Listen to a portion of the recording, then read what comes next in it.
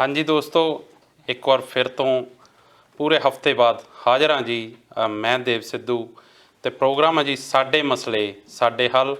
दोस्तों मसले तो खैर बहुत होंगे आ साडे पर ते इंडोज़ टीवी लगातार वो मसले चुकता भी रहिंदा ते तुहाडे तक पहुँचाउंदा भी रहिंदा ते साडी वारी हफ्ते बाद आउंदी आ ते असीं कोशिश करते हैं कि पूरे हफ्ते का जो निचोड़ आ वो इस प्रोग्राम च रखा जाए, उहदे ते टीका टिप्पणी की जाए, अपनी समझ के मुताबक गलबात की जाए। पर फिर भी जेकर तुहाडे मन च कोई गलबात हुंदी है जिहड़ी तुसीं इस प्रोग्राम च रखना चाहुंदे हो तां तुसीं इस प्रोग्राम दे विच टिप्पणी भी कर सकते हो ते नाल दी नाल कॉल करके अपनी गलबात इस प्रोग्राम च रख सकते हो। मैं प्रोग्राम दे कॉल करन लई नंबर एक बार जरूर दस देवां 073558943 0735589436 इस नंबर पर कॉल करके तुसीं अपनी गलबात इस प्रोग्राम च रख सकते हो। तो मसलिਆਂ ਤੇ गलबात करन लई आओ हाक मारीए दलजीत सिंह हुणां नूं, फिर करते हैं अगली गलबात। दलजीत जी प्यार भरी सत श्री अकाल ते निੱਘਾ स्वागत जी प्रोग्राम 'ਚ। ਸਤਿ ਸ਼੍ਰੀ ਅਕਾਲ ਜੀ ਦੇਵ ਸਿੱਧੂ ਸਾਹਿਬ ਤੇ ਸਤਿ ਸ਼੍ਰੀ ਅਕਾਲ ਸਾਰੇ ਇੰਡੋਜ਼ ਟੀਵੀ ਦੇਖ ਰਹੇ ਦਰਸ਼ਕਾਂ ਨੂੰ ਤੇ ਆਸ ਕਰਦਾ ਤੁਸੀਂ ਖੁਸ਼ ਹੋਵੋਗੇ, ਤੰਦਰੁਸਤ ਹੋਵੋਗੇ। ਤੁਸੀਂ ਸੁਣਾਓ ਤੁਹਾਡਾ ਕੀ ਹਾਲ ਹੈ? ਬਹੁਤ ਵਧੀਆ। ਖਾਸ ਤੌਰ ਤੇ ਜਦੋਂ ਹਾਲ ਚਾਲ ਪੁੱਛਦੇ ਆ ਮੈਨੂੰ ਲੱਗਦਾ ਹਾਲ ਚਾਲ ਜਿਹੜਾ ਹੈ ਮੌਸਮ ਦੇ ਨਾਲ ਬੜੀ ਇਹਦੀ ਸਿੱਧੀ ਭੂਮਿਕਾ ਹੈਗੀ ਹੈ ਤੇ ਸਿਆਲ ਆ ਚੁੱਕੇ ਆ ਜੀ ਬ੍ਰਿਸਬੇਨ ਦੇ ਵਿੱਚ, ਆਸਟ੍ਰੇਲੀਆ ਦੇ ਵਿੱਚ। ਤੇ ਆਪਣੇ ਤਾਂ ਵੈਸੇ ਸਿਆਲ ਮੈਨੂੰ ਲੱਗਦਾ ਵੀ ਬਹੁਤ ਹੀ ਜ਼ਿਆਦਾ ਖੂਬਸੂਰਤੀ ਇੱਥੇ ਦੀ ਬ੍ਰਿਸਬੇਨ ਦੀ ਸਿਆਲਾਂ ਦੀ ਹੈਗੀ ਆ। ਨਾ ਤਾਂ ਇੱਥੇ ਕੋਰਾ ਪੈਂਦਾ, ਹੱਥ ਪੈਰ ਨਹੀਂ ਸੁੰਨ ਹੁੰਦੇ, ਬਹੁਤ ਵਧੀਆ ਆ। ਦਿਨ ਰਾਤ ਦੀ ਠੰਡ ਹੁੰਦੀ ਜ਼ਿਆਦਾਤਰ, ਪਰ ਸਿਆਲਾਂ ਦੇ ਵਿੱਚ ਵੀ ਦਿਨ ਨੂੰ ਧੁੱਪ ਹੁੰਦੀ ਆ ਤੇ ਟੀ ਸ਼ਰਟਾਂ ਦੇ ਨਾਲ ਸਰ ਜਾਂਦਾ ਆ ਜੀ। ਇਸ ਕਰਕੇ ਇਹੋ ਜਿਹਾ ਮੌਸਮ ਤੇ ਵਧੀਆ। ਪਰ ਮੇਰੇ ਵਰਗੇ ਬੰਦੇ ਜਿਹੜੇ ਆ ਉਹ ਭਾਰਤ ਦਾ ਜਿਹੜਾ ਸਿਆਲ ਹੈ ਉਹ ਮਿਸ ਕਰਦੇ, ਕਿਉਂਕਿ ਮੈਨੂੰ ਜਿਹੜੀ ਆ ਉਹ ਜਿਹੜੀ ਭਾਰਤ ਦੀ ਠੰਡ ਆ, ਜਿਹੜੀ ਦਸੰਬਰ ਦੀਆਂ ਜਿਹੜੀਆਂ ਤੜਕਸਾਰ ਜਿਹੜੀ ਠੰਡ ਪੈਂਦੀ ਹੁੰਦੀ ਆ, ਜਿਹੜੀ ਪਿੰਡ ਦੇ ਛੱਪੜਾਂ 'ਤੇ ਬਰਫ਼ ਜੰਮਣ ਵਾਲੀ ਠੰਡ ਆ, ਉਹ ਮੈਂ ਕਿਤੇ ਨਾ ਕਿਤੇ ਮਿਸ ਕਰਦਾ। ਉਹ ਇੱਥੇ ਨਹੀਂ ਮਿਲਦੀ ਅਸਲ ਦੇ ਵਿੱਚ। ਜਦੋਂ ਸਾਡਾ ਜਿਹੜਾ ਬਚਪਨ ਹੁੰਦਾ ਹੈ ਨਾ, ਬਚਪਨ ਦੇ ਵਿੱਚ ਜਿਹੋ ਜਿਹੀਆਂ ਚੀਜ਼ਾਂ ਅਸੀਂ ਜਿਹਦੇ ਵਿੱਚ ਜੰਮੇ ਪੱਲੇ ਆ, ਬੰਦਾ ਉਹਨੂੰ ਹੀ ਮਿਸ ਕਰਦਾ ਬਹੁਤ ਜ਼ਿਆਦਾ। ਜੇ ਤੁਸੀਂ ਇਹੀ ਗੱਲਾਂ ਕਿਸੇ ਰਸ਼ੀਅਨ ਨੂੰ ਪੁੱਛੋਗੇ ਉਹ ਬਰਫ਼ਾਂ ਨੂੰ ਮਿਸ ਕਰਦਾ, ਕੈਨੇਡਾ ਵਾਲਾ ਬਰਫ਼ਾਂ ਨੂੰ ਮਿਸ ਕਰੇਗਾ, ਰਾਜਸਥਾਨ ਵਾਲੇ ਨੂੰ ਜਿਹੜਾ ਆ ਕਿਉਂਕਿ ਉਹਨੇ ਆਪਣਾ ਬਚਪਨ ਉੱਥੇ ਗੁਜ਼ਾਰਿਆ ਹੋਣਾ ਰੇਤਿਆਂ ਦੇ ਵਿੱਚ, ਉਹਨੂੰ ਉਹ ਜੇ ਕਿਉਂਕਿ ਉਹ ਇੱਕ ਬਹੁਤ ਵਧੀਆ ਦਿਨ ਹੁੰਦੇ ਆ ਅਤੇ ਉਹ ਸਾਡਾ ਉਹਦੇ ਨਾਲ ਪਿਛੋਕੜ ਜੁੜਿਆ ਹੁੰਦਾ ਆ। ਨੋ ਡਾਊਟ ਕਿ ਸਾਰੇ ਪੰਜਾਬੀ ਉਹ ਮੌਸਮ ਨੂੰ ਖਾਸ ਤੌਰ 'ਤੇ ਧੁੰਦਾਂ ਨੂੰ ਜੀ ਤੇ ਬ੍ਰਿਸਬੇਨ ਦੇ ਵਿੱਚ ਧੁੰਦ ਨਹੀਂ ਇੱਥੇ ਪੈਂਦੀ ਤੇ ਧੁੰਦ ਨਾ ਪੈਣ ਕਰਕੇ ਤੇ ਉਦੋਂ ਜਦੋਂ ਬੰਦੇ ਨੂੰ ਬੰਦਾ ਨਹੀਂ ਦੀਦਾ ਹੁੰਦਾ, ਕਈ ਵਾਰ ਵੀਡੀਓਸ ਆਉਂਦੀਆਂ ਆ ਤੇ ਉਹ ਪੁਰਾਣਾ ਵੇਲਾ ਯਾਦ ਆਉਂਦਾ। ਬਿਲਕੁਲ ਖਾਸ ਤੌਰ 'ਤੇ ਤੁਸੀਂ ਦੇਖੋਗੇ ਕਿ ਬਚਪਨ ਹੀ ਯਾਦ ਆਉਂਦਾ। ਬਿਲਕੁਲ ਜਦੋਂ ਧੁੰਦਾਂ ਪੈਂਦੀਆਂ ਹੁੰਦੀਆਂ ਦਲਜੀਤ ਜੀ, ਕਈ ਵਾਰ ਸੂਰਜ ਵੇਖਿਆ ਨੂੰ 15-15 ਦਿਨ ਲੰਘ ਜਾਂਦੇ ਆ। ਸਵੇਰੇ 12-1 ਵਜੇ ਧੁੰਦ ਥੋੜ੍ਹੀ ਜਿਹੀ ਲੱਥਦੀ ਆ ਤੇ 2 ਵਜੇ ਫਿਰ ਪੈ ਜਾਂਦੀ ਆ। ਜੀ ਬਿਲਕੁਲ। ਤੇ ਉਹ ਬੜੇ ਸੁਹਾਵਣੇ ਵੈਸੇ ਮੌਸਮ ਹੁੰਦੇ ਆ, ਭਾਵੇਂ ਕਿ ਤੰਗੀ ਵੀ ਹੋ ਜਾਂਦੀ ਆ ਜਦੋਂ ਸੂਰਜ ਦਿਸਦਾ ਨਹੀਂ ਤੇ ਪਰ ਫਿਰ ਵੀ ਉਹ ਕਿਉਂਕਿ ਇੱਕ ਜਿਹੜਾ ਜੀਵਨ ਆ ਬਹੁਤ ਵਧੀਆ ਤਰੀਕੇ ਦੇ ਨਾਲ ਉੱਥੇ ਬਤੀਤ ਕੀਤਾ ਹੁੰਦਾ, ਉਹ ਮਿਸ ਕਰਦਾ ਆ ਬੰਦਾ। ਨੋ ਡਾਊਟ ਕਿ ਬੜੇ ਹਾਰਡ ਟਾਈਮ ਹੁੰਦਾ ਵੈਸੇ ਜਦੋਂ ਇੰਨੇ ਦਿਨ ਸੂਰਜ ਨਹੀਂ ਨਿਕਲਦਾ। ਬਿਲਕੁਲ। ਸੋ ਬਿਲਕੁਲ ਭਾਵੇਂ ਠੰਡ ਇੱਥੇ ਥੋੜ੍ਹੀ ਪੈਂਦੀ ਹੈ ਪਰ ਫਿਰ ਵੀ ਪੰਜੀਰੀ ਪਿੰਨੀਆਂ ਵਾਲਾ ਮੌਸਮ ਤਾਂ ਹੈ, ਉਹ ਆਨੇ ਬਹਾਨੇ ਆਪਾਂ ਬਣਾ ਹੀ ਲਈਦੀ ਹੈ। ਬਿਲਕੁਲ ਬਿਲਕੁਲ ਜੀ। ਅਤੇ ਦਲਜੀਤ ਜੀ ਆਪਣੀ ਜਨਮ ਭੂਮੀ ਦੀ ਗੱਲ ਚੱਲੀ ਆ, ਭਾਰਤ ਦੀ ਗੱਲ ਚੱਲੀ ਆ, ਤਾਂ ਖਬਰਾਂ ਦੀ ਸ਼ੁਰੂਆਤ ਕਰੀਏ ਤਾਂ ਸਭ ਤੋਂ ਪਹਿਲਾਂ ਗੱਲ ਕਰੋਨੇ ਦੀ ਕਰਨੀ ਚਾਹੂੰਗਾ ਮੈਂ। ਜਿਸ ਤਰੀਕੇ ਦੇ ਇਸ ਵੇਲੇ ਹਾਲਾਤ ਬਣੇ ਹੋਏ ਆ ਭਾਰਤ ਦੇ ਵਿੱਚ, ਜਿਸ ਤਰੀਕੇ ਦੀਆਂ ਉੱਥੋਂ ਤਸਵੀਰਾਂ, ਖਬਰਾਂ, ਜਿਸ ਤਰੀਕੇ ਦੇ ਮੰਜ਼ਰ ਦੇਖਣ ਨੂੰ ਮਿਲਦੇ ਆ ਸੋਸ਼ਲ ਮੀਡੀਆ 'ਤੇ, ਮੇਰੇ ਖਿਆਲ ਕੋਈ ਗੱਲ ਕਰਨ ਵਾਲੀ ਰਹਿ ਨਹੀਂ ਗਈ। ਅਤੇ ਹਰੇਕ ਦੇ ਦਿਮਾਗ 'ਚ ਇਹੀ ਇਸ ਵੇਲੇ ਸਵਾਲ ਮੇਰੇ ਖਿਆਲ ਉਪਜ ਰਿਹਾ ਹੋਊਗਾ ਕਿ ਅੱਗੇ ਕੀ ਹੋਊਗਾ, ਹੁਣ ਇਸ ਤੋਂ ਅੱਗੇ ਕਿਸ ਤਰੀਕੇ ਦੇ ਦਿਨ ਵੇਖਣੇ ਪੈਣਗੇ। ਦੇਖੋ ਬਹੁਤ ਮਾੜੀ ਤਰਾਸਦੀ ਇਹ ਬਣ ਚੁੱਕੀ ਆ ਇੰਡੀਆ ਦੀ। ਇਹਦੇ ਵਿੱਚ ਬਹੁਤ ਵੱਡੀ ਭੂਮਿਕਾ ਸਰਕਾਰਾਂ ਦੀ ਆ ਜੀ। ਜਿਸ ਤਰ੍ਹਾਂ ਦੀ ਸਰਕਾਰ ਸ਼ੁਰੂ ਤੋਂ ਲੈ ਕੇ ਪਹਿਲਾਂ ਤਾਂ ਲੱਗਾ ਸੀ ਲੋਕਡਾਊਨ ਸ਼ੁਰੂ ਦੇ ਵਿੱਚ ਬਹੁਤ ਵੱਡਾ ਆਰਥਿਕ ਤੌਰ ਦੇ ਉੱਤੇ ਨੁਕਸਾਨ ਵੀ ਕਰਾਇਆ। GDP ਇਤਿਹਾਸ ਦੇ ਵਿੱਚ ਪਹਿਲੀ ਵਾਰ ਮਾਈਨਸ ਦੇ ਵਿੱਚ ਚਲੇ ਗਏ, ਸਾਰੀ ਇੰਡਸਟਰੀ ਖਤਮ ਹੋ ਗਈ। ਬਾਅਦ ਦੇ ਵਿੱਚ ਮਜ਼ਦੂਰਾਂ ਦੇ ਉੱਤੇ ਕੀ ਬੀਤਿਆ ਉਹ ਵੀ ਤੁਹਾਨੂੰ ਸਾਰਿਆਂ ਨੂੰ ਪਤਾ ਹੈ ਕਿ ਲੋਕਡਾਊਨ ਇੰਨਾ ਹਾਰਡ ਢੰਗ ਦੇ ਨਾਲ ਲਾਇਆ ਗਿਆ ਸੀ। ਬਿਲਕੁਲ ਉਹ ਸਮੇਂ ਦੀ ਲੋੜ ਵੀ ਸੀ, ਭਾਵੇਂ ਕਿ ਉਹਨੂੰ ਸਹੀ ਤਰੀਕੇ ਦੇ ਨਾਲ ਨਜਿੱਠਿਆ ਨਹੀਂ ਗਿਆ। ਪਰ ਉਸ ਤੋਂ ਬਾਅਦ ਜੇ ਦੇਖਿਆ ਜਾਵੇ ਸਰਕਾਰਾਂ ਲਗਾਤਾਰ ਪ੍ਰਸ਼ਾਸਨਿਕ ਢੰਗਾਂ ਦੇ ਵਿੱਚ ਕਮਜ਼ੋਰ ਹੁੰਦੀਆਂ ਗਈਆਂ। ਲੋਕਾਂ ਦੇ ਵਿੱਚ ਇਹ ਸੰਦੇਸ਼ ਚਲੇ ਗਿਆ ਕਿ ਇਹ ਸਰਕਾਰਾਂ ਦਾ ਹੀ ਇੱਕ ਕੀਤਾ ਕਰਾਇਆ ਕੰਮ ਆ। ਸਰਕਾਰ ਅਜੇ ਤੱਕ ਆਪਣਾ ਕਹਿ ਲਓ ਕਿ ਭਰੋਸਾ ਨਹੀਂ ਕਾਇਮ ਕਰ ਪਾਈ ਲੋਕਾਂ ਦੇ ਵਿੱਚ। ਉਹ ਜਦੋਂ ਭਰੋਸਾ ਗਾਇਬ ਹੋ ਗਿਆ ਤੇ ਲੋਕਾਂ ਨੇ ਵੀ ਆਪਣੀ ਜ਼ਿੰਦਗੀ ਲਚਕੀਲੀ ਕਰਨੀ ਸ਼ੁਰੂ ਕਰ ਦਿੱਤੀ। ਸਰਕਾਰਾਂ ਵੀ ਬੇਖੌਫ ਹੋ ਗਈਆਂ। ਖਾਸ ਤੌਰ ਤੇ ਸਰਕਾਰਾਂ ਉਦੋਂ ਬੇਖੌਫ ਹੋਈਆਂ ਜਦੋਂ ਇੱਥੇ ਚੋਣਾਂ ਚੱਲ ਪਈਆਂ। ਜੀ ਉਹਨਾਂ ਨੇ ਚੋਣਾਂ ਦੀ ਇਵਜ ਦੇ ਵਿੱਚ ਸਾਰਾ ਕੁਝ ਇਗਨੋਰ ਕਰਨਾ ਸ਼ੁਰੂ ਕਰ ਦਿੱਤਾ। ਜੀ ਹੁਣ ਤਰਾਸਦੀ ਇਹ ਬਣ ਚੁੱਕੀ ਆ ਕਿ 2 ਲੱਖ ਤੋਂ ਉੱਤੇ ਮੌਤਾਂ ਹੋ ਚੁੱਕੀਆਂ। ਜੀ ਅਮਰੀਕਾ, ਬ੍ਰਾਜ਼ੀਲ ਤੇ ਮੈਕਸੀਕੋ ਤੋਂ ਬਾਅਦ ਸਾਡਾ ਚੌਥਾ ਨੰਬਰ ਹੋ ਗਿਆ ਮੌਤਾਂ ਦੇ ਵਿੱਚ। ਜੀ ਪਰ ਜਿਸ ਤਰੀਕੇ ਦੇ ਨਾਲ ਲਗਾਤਾਰ ਮੌਤਾਂ ਹੋ ਰਹੀਆਂ, ਉਹਦੇ ਨਾਲ ਲੱਗਦਾ ਆ ਵੀ ਸਾਡੀ ਜਿਹੜੀ ਸਥਿਤੀ ਆ ਹੋਰ ਵੀ ਇਦੋਂ ਉੱਪਰ ਚਲੇ ਜਾਣੀ ਆ। ਜੀ ਜਿਸ ਤਰੀਕੇ ਦੇ ਨਾਲ ਬਹੁਤ ਜ਼ਿਆਦਾ ਕਰੋਨਾ ਦੇ ਮਰੀਜ਼ ਆ ਰਹੇ ਆ ਅੱਗੇ, ਸਾਡੀ ਜਿਹੜੀ ਗਿਣਤੀ ਆ ਉਹ ਵੀ ਬਹੁਤ ਜ਼ਿਆਦਾ ਵੱਧ ਰਹੀ ਆ। ਜੀ ਹੁਣ ਜੇ ਗਿਣਤੀ ਦੀ ਅਸੀਂ ਹਿਸਾਬ ਕਿਤਾਬ ਲਗਾਈਏ ਤੇ ਭਾਵੇਂ ਕਿ 1% ਆ ਜੇ ਵੀ, ਜੀ ਕਿਉਂਕਿ ਜਦੋਂ ਕਰੋਨਾ ਸਟਾਰਟ ਹੋਇਆ ਸੀ ਇੰਡੀਆ ਦੇ ਵਿੱਚ 3% ਦੇ ਕਰੀਬ ਲੋਕ ਮਰ ਰਹੇ ਸੀ। ਜੀ ਇਸ ਵੇਲੇ 1% ਮਰ ਰਹੇ ਆ। ਜੀ ਪਰ ਇੰਨੀ ਵੱਡੀ ਗਿਣਤੀ ਦੇ ਵਿੱਚ ਮਰੀਜ਼ ਆ ਰਹੇ ਆ ਕਿ ਸਾਨੂੰ ਉਹ ਗਿਣਤੀ ਬਹੁਤ ਵੱਡੀ ਲੱਗ ਰਹੀ ਆ। ਜੀ ਤੇ ਜਿਹੜੇ ਉੱਥੇ ਦੀਆਂ ਹੈਲਥ ਸੇਵਾਵਾਂ ਆ ਖਾਸ ਤੌਰ ਤੇ ਜੀ ਸਾਰੇ ਦੇਸ਼, ਬਹੁਤ ਸਾਰੇ ਲੋਕ ਇਹ ਕਹਿੰਦੇ ਆ ਕਿ ਕਿਉਂ ਲੋਕਡਾਊਨ ਲਗਾਇਆ ਜਾਂਦਾ। ਅਸਲ ਦੇ ਵਿੱਚ ਜਿਸ ਤਰੀਕੇ ਦੇ ਨਾਲ ਮਰੀਜ਼ ਇੰਨੇ ਜ਼ਿਆਦਾ ਆ ਜਾਂਦੇ ਆ ਜੀ ਕਿ ਸਾਰਾ ਹੈਲਥ ਸਿਸਟਮ ਹਿੱਲ ਜਾਂਦਾ। ਬਹੁਤ ਸਾਰੇ ਦੇਸ਼ਾਂ ਨੇ ਉਸ ਸਿਸਟਮ ਦੇ ਵਿੱਚ ਪਿਛਲੇ ਸਾਲ ਤੋਂ ਦੇਖੋ ਮਾਰਚ ਮਹੀਨੇ ਤੋਂ, ਖਾਸ ਤੌਰ ਤੇ ਮਾਰਚ 2020 ਤੋਂ ਲਗਾਤਾਰ ਕੰਮ ਸ਼ੁਰੂ ਹੋਇਆ। ਜੀ ਸਾਡੀਆਂ ਸਰਕਾਰਾਂ ਨੇ ਵੀ ਬਹੁਤ ਵਧੀਆ ਕੰਮ ਕੀਤਾ। ਈਵਨ ਕਿ ਅਸੀਂ ਇਹਨਾਂ ਪ੍ਰੋਗਰਾਮਾਂ ਦੇ ਵਿੱਚ ਕਹਿਣਾ ਸ਼ੁਰੂ ਕਰ ਦਿੱਤਾ ਸੀ ਕਿ ਫੇਰ ਵੀ ਇੰਡੀਆ ਦੇ ਵਿੱਚ ਬਹੁਤ ਵੱਡਾ ਬਚਾਅ ਆ, ਕਿਉਂਕਿ ਸਾਡਾ ਹੈਲਥ ਸਿਸਟਮ ਇਸ ਲੈਵਲ ਦਾ ਹੈ ਨਹੀਂ। ਜਿੱਥੇ ਅਮਰੀਕਾ ਵਰਗੇ ਦੇਸ਼ ਹਿੱਲ ਗਏ, ਜਿੱਥੇ ਯੂਰਪੀਅਨ ਕੰਟਰੀਜ਼ ਵਿੱਚ ਇਟਲੀ ਵਰਗੇ, ਸਪੇਨ ਵਰਗੇ ਦੇਸ਼, ਫਰਾਂਸ ਵਰਗੇ ਦੇਸ਼ ਹਿੱਲ ਗਏ, ਜਿੱਥੇ ਦੀਆਂ ਸੇਵਾਵਾਂ ਦੁਨੀਆ ਦੇ ਵਿੱਚ ਬਹੁਤ ਆਲਾ ਦਰਜੇ ਦੀਆਂ ਮੰਨੀਆਂ ਜਾਂਦੀਆਂ, ਉਹਨਾਂ ਦੇਸ਼ਾਂ ਦੀ ਇੰਨੀ ਸਥਿਤੀ ਮਾੜੀ ਹੋ ਗਈ ਇਸ ਕਰੋਨਾ ਕਰਕੇ। ਅਸੀਂ ਇਸੇ ਗੱਲ ਦੇ ਉੱਤੋਂ ਡਰਦੇ ਹੁੰਦੇ ਸੀ ਕਿ ਭਾਰਤ ਦੇ ਵਿੱਚ ਜਦੋਂ ਹੋਵੇਗਾ ਤਾਂ ਕਿਸ ਤਰ੍ਹਾਂ ਦੀ ਸਥਿਤੀ ਪੈਦਾ ਹੋਣੀ। ਪਰ ਦਲਜੀਤ ਜੀ, ਜਿਸ ਤਰੀਕੇ ਨਾਲ ਤੁਸੀਂ ਕਿਹਾ ਕਿ ਇਸ ਵੇਲੇ 1% ਮੌਤਾਂ ਹੋ ਰਹੀਆਂ, ਪਰ ਜਿਹੜੇ ਕੇਸ ਆ ਉਹ 3,60,000, ਜੇ ਕੱਲ੍ਹ ਦੀ ਗੱਲ ਕਰੀਏ ਇੱਕ ਦਿਨ ਦੇ ਵਿੱਚ 3,60,000 ਕੇਸਾਂ ਦਾ ਹੋਣਾ, ਤੇ ਜਿਸ ਤਰੀਕੇ ਨਾਲ ਮੌਤਾਂ ਹੋ ਰਹੀਆਂ, ਤੁਹਾਨੂੰ ਲੱਗਦਾ ਜੋ ਸਾਡੇ ਭਾਰਤ ਦਾ ਮਸ਼ਹੂਰ ਹੈ ਕਿ ਅਸੀਂ ਦੱਸਦੇ ਕੁਛ ਆ ਤੇ ਹੁੰਦਾ ਕੁਛ ਆ, ਸਾਡੇ ਹਾਥੀ ਦੇ ਦੰਦ ਵਿਖਾਉਣ ਦੇ ਕੁਛ ਹੁੰਦੇ ਆ, ਖਾਣ ਦੇ ਕੁਛ ਹੁੰਦੇ ਆ, ਤੁਹਾਨੂੰ ਲੱਗਦਾ ਇਹ ਫਿਗਰ ਸਹੀ ਆ ਰਹੀ ਹੈ? ਫਿਗਰ ਤਾਂ ਪਹਿਲੇ ਦਿਨ ਤੋਂ ਨਹੀਂ ਸਹੀ ਆ ਰਹੀ, ਕਿਉਂਕਿ ਬਹੁਤ ਸਾਰੇ ਲੋਕ ਜਿਹੜੇ ਆ ਉਹ ਕਰੋਨਾ ਟੈਸਟ ਕਰਵਾਉਣੇ ਨਹੀਂ ਚਾਹੁੰਦੇ। ਜੀ ਕਰੋਨਾ ਟੈਸਟ ਦੇ ਵਿੱਚ ਭਰੋਸੇਯੋਗਤਾ ਦੀ ਤੁਸੀਂ ਗੱਲ ਲਾ ਲਓ ਕਿ ਆਸਟ੍ਰੇਲੀਆ ਦੇ ਵਿੱਚ ਇੱਕ ਫਲਾਈਟ ਆਉਂਦੀ ਆ ਜੀ ਪਿਛਲੇ ਦਿਨਾਂ ਦੇ ਵਿੱਚ, ਉਹਦੇ ਵਿੱਚ 4 ਵਿਅਕਤੀ ਪੋਜ਼ਿਟਿਵ ਪਾਏ ਗਏ ਜੀ, ਜਿਹਨਾਂ ਦੀ ਰਿਪੋਰਟ ਸਿੱਧੀ ਫਲਾਈਟ ਆਉਂਦੀ ਆ ਇੰਡੀਆ ਤੋਂ। ਉਸ ਤੋਂ ਬਾਅਦ ਇੱਥੇ ਦੀਆਂ ਜਿਹੜੀਆਂ ਏਜੰਸੀਜ਼ ਹੈਗੀਆਂ, ਖਾਸ ਤੌਰ ਤੇ ਗਵਰਨਮੈਂਟ ਨੇ ਇਹ ਸ਼ੱਕ ਪ੍ਰਗਟ ਕੀਤੀ ਆ ਆਸਟ੍ਰੇਲੀਆ ਨੇ ਕਿ ਜਿਹੜੀ ਭਾਰਤ ਦੇ ਵਿੱਚ ਟੈਸਟਿੰਗ ਪ੍ਰਣਾਲੀ ਆ ਉਹ ਤਾਂ ਸ਼ੱਕੀ ਆ। ਬਿਲਕੁਲ। ਤੇ ਇਹਦੇ ਵਿੱਚ ਕੋਈ ਸ਼ੱਕ ਵੀ ਹੈ ਨਹੀਂ। ਬਹੁਤ ਸਾਰੇ ਅਸੀਂ ਪਿਛਲੀਆਂ ਰਿਪੋਰਟਸ ਇਹਨਾਂ ਪ੍ਰੋਗਰਾਮਾਂ ਦੇ ਵਿੱਚ ਸਾਂਝੇ ਕਰਦੇ ਰਹੇ ਹਾਂ ਕਿ ਪੁਲਿਸ ਵਾਲੇ ਘਰ ਬਹਿ ਗਏ ਸੀ। ਪੁਲਿਸ ਵਾਲਿਆਂ ਨੇ ਜਿਹੜੀਆਂ ਆਪਣੀਆਂ ਰਿਪੋਰਟਸ ਆ ਉਹ ਪੋਜ਼ਿਟਿਵ ਕਰਵਾ ਲਈਆਂ, ਆਪਣੇ ਆਪ ਨੂੰ ਪੋਜ਼ਿਟਿਵ ਕਰਵਾ ਕੇ ਘਰ ਬਹਿ ਗਏ ਤੇ ਕਿ ਸਾਨੂੰ ਇਹ ਬਿਮਾਰੀ ਨਾ ਲੱਗ ਜਾਵੇ, ਲੋਕਾਂ ਦੇ ਵਿੱਚ ਜਾਣਾ ਨਾ ਪਵੇ। ਬਿਲਕੁਲ। ਡਾਕਟਰਸ ਨੇ ਆਪਣੀਆਂ ਫੇਕ ਬਣਵਾ ਲਈਆਂ ਰਿਪੋਰਟਸ। ਜੀ ਇਦਾਂ ਹੀ ਜਿਹੜੇ ਬੰਦਿਆਂ ਨੂੰ ਪੋਜ਼ਿਟਿਵ ਹੋਇਆ ਉਹਨਾਂ ਨੇ ਪੈਸੇ ਦੇ ਕੇ 2500, ਕਿਸੇ ਨੇ 3000, ਬਹੁਤ ਸਾਰੇ ਇਦਾਂ ਦੇ ਕੇਸਿਸ ਆਏ ਆ। ਆਨਲਾਈਨ ਇੰਟਰਵਿਊਜ਼ ਵੀ ਹੋਈਆਂ ਵੀ ਅਸੀਂ 3-3000 ਰੁਪਇਆ ਦੇ ਕੇ ਆਪਣੇ ਆਪ ਨੂੰ ਪੋਜ਼ਿਟਿਵ ਨੂੰ ਨੈਗੇਟਿਵ ਕਰਵਾ ਲਿਆ। ਜੀ ਜਿਹੜੀਆਂ ਟੈਸਟਿੰਗ ਰਿਪੋਰਟਸ ਆ ਸਰਕਾਰੀ, ਜਿਹੜੇ ਜਦੋਂ ਤੁਸੀਂ ਅਦਾਰਿਆਂ ਤੋਂ ਕਰਵਾਉਂਦੇ ਆ ਉਹਨਾਂ ਦੀ ਰਿਪੋਰਟ ਕੁਝ ਹੋਰ ਆਉਂਦੀ ਆ, ਜਦੋਂ ਤੁਸੀਂ ਪ੍ਰਾਈਵੇਟ ਵਿੱਚ ਕਰਵਾਉਂਦੇ ਆ ਉਹਨਾਂ ਦੀ ਰਿਪੋਰਟ ਕੁਝ ਹੋਰ ਆਉਂਦੀ ਆ। ਇਸ ਕਰਕੇ ਇਹਨਾਂ ਦੀ ਜਿਹੜੀ ਰਿਪੋਰਟਿੰਗ ਆ ਉਹ ਅਜੇ ਤੱਕ ਆਈ ਨਹੀਂ ਰਹੀ ਸਹੀ ਤਰੀਕੇ ਦੇ ਨਾਲ। ਦੂਜਾ ਹੈ ਕਿ ਲੋਕਾਂ ਦੇ ਵਿੱਚ ਇੱਕ ਹੇਟ ਇੰਨੀ ਜ਼ਿਆਦਾ ਹੋ ਗਈ ਆ। ਤੁਸੀਂ ਦੇਖੋ ਕਿ ਇੰਡੀਆ ਦੇ ਵਿੱਚ ਇਸ ਵੇਲੇ ਜਿਹੜੇ ਮੋਢਾ ਦੇਣ ਲਈ ਲਾਸ਼ਾਂ ਨੂੰ, ਉਹਦੇ ਲਈ ਬੰਦੇ ਹਾਇਰ ਕੀਤੇ ਜਾ ਰਹੇ ਆ। 4-4, 5-5 ਹਜ਼ਾਰ ਰੁਪਏ ਨੂੰ ਇੱਕ ਬੰਦਾ ਹਾਇਰ ਹੋ ਰਿਹਾ ਕਿ ਉਹਨੇ ਮੋਢਾ ਦੇਣਾ। ਬਹੁਤ ਸਾਰੇ ਸੰਸਕਾਰ ਇਦਾਂ ਦੇ ਹੋ ਰਹੇ ਆ ਕਿ ਰਿਸ਼ਤੇਦਾਰ, ਮਾਪੇ ਜਿਹੜੇ ਆ ਉਹ ਪਹੁੰਚੇ ਨਹੀਂ ਰਹੇ। ਹੁਣ ਤੁਸੀਂ ਆਹ ਖਬਰਾਂ ਦੇ ਵਿੱਚ ਦੇਖ ਸਕਦੇ ਆ, ਬਹੁਤ ਸਾਰੀਆਂ ਇਦਾਂ ਦੀਆਂ ਖਬਰਾਂ ਆ ਰਹੀਆਂ ਕਿ ਪੁਲਿਸ ਵਾਲੇ ਆਪ ਹੀ ਸੰਸਕਾਰ ਕਰ ਰਹੇ ਆ, ਕਿਉਂਕਿ ਉਹਨਾਂ ਨੇ ਇੱਕ ਟਾਈਮਿੰਗ ਰੱਖੀ ਹੋਈ ਆ ਲਾਸ਼ਾਂ ਦੀ ਵੀ ਕਿ ਲਾਸ਼ਾਂ ਨੂੰ ਜਿਹੜਾ ਇੰਨੇ ਵਜੇ, ਕਿਉਂਕਿ 24 ਘੰਟਿਆਂ ਦੇ ਵਿੱਚ ਜਿੰਨੀਆਂ ਮੌਤਾਂ ਹੋਈਆਂ ਉਹਨਾਂ ਨੂੰ ਇੱਕ ਵਾਰੀ ਡਿਸਚਾਰਜ ਕਰਦੇ ਆ।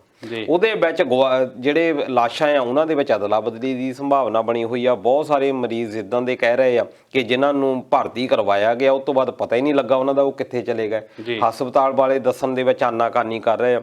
ਇਸ ਕਰਕੇ ਉਹ ਜਿਹੜਾ ਲੋਕਾਂ ਦੇ ਵਿੱਚ ਇੱਕ ਰੋਸ ਆ ਉਹ ਜ਼ਰੂਰ ਪੈਦਾ ਹੋਇਆ, ਲੋਕਾਂ ਦੇ ਵਿੱਚ ਇੱਕ ਡਰ ਆ ਉਹ ਜ਼ਰੂਰ ਪੈਦਾ ਹੋਇਆ।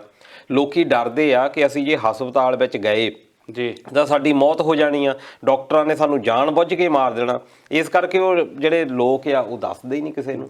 ਇਸ ਕਰਕੇ ਇਹ ਫਿਗਰਸ ਤਾਂ ਬਿਲਕੁਲ ਸਹੀ ਨਹੀਂ ਹੈਗੀਆਂ। ਪਰ ਦਲਜੀਤ ਜੀ, ਜਿਸ ਤਰੀਕੇ ਨਾਲ ਪਿਛਲੇ ਸਾਲ ਜਦੋਂ ਇਹ ਕਰੋਨਾ ਆਉਂਦਾ ਆ, ਪਹਿਲੀ ਵਾਰ ਇਹਨੂੰ ਪੈਂਡੈਮਿਕ ਐਲਾਨਿਆ ਜਾਂਦਾ ਆ WHO ਵੱਲੋਂ, ਮਹਾਮਾਰੀ ਕਿਹਾ ਕਿਉਂਕਿ ਇਹ ਮਹਾਮਾਰੀ ਹੈਗੀ ਹੈ, ਇਹਨੇ ਪੂਰਾ ਦੁਨੀਆ ਨੂੰ ਹਿਲਾ ਕੇ ਰੱਖਤਾ, ਪੂਰੀ ਦੁਨੀਆ ਨੂੰ ਬਦਲ ਕੇ ਰੱਖਤਾ।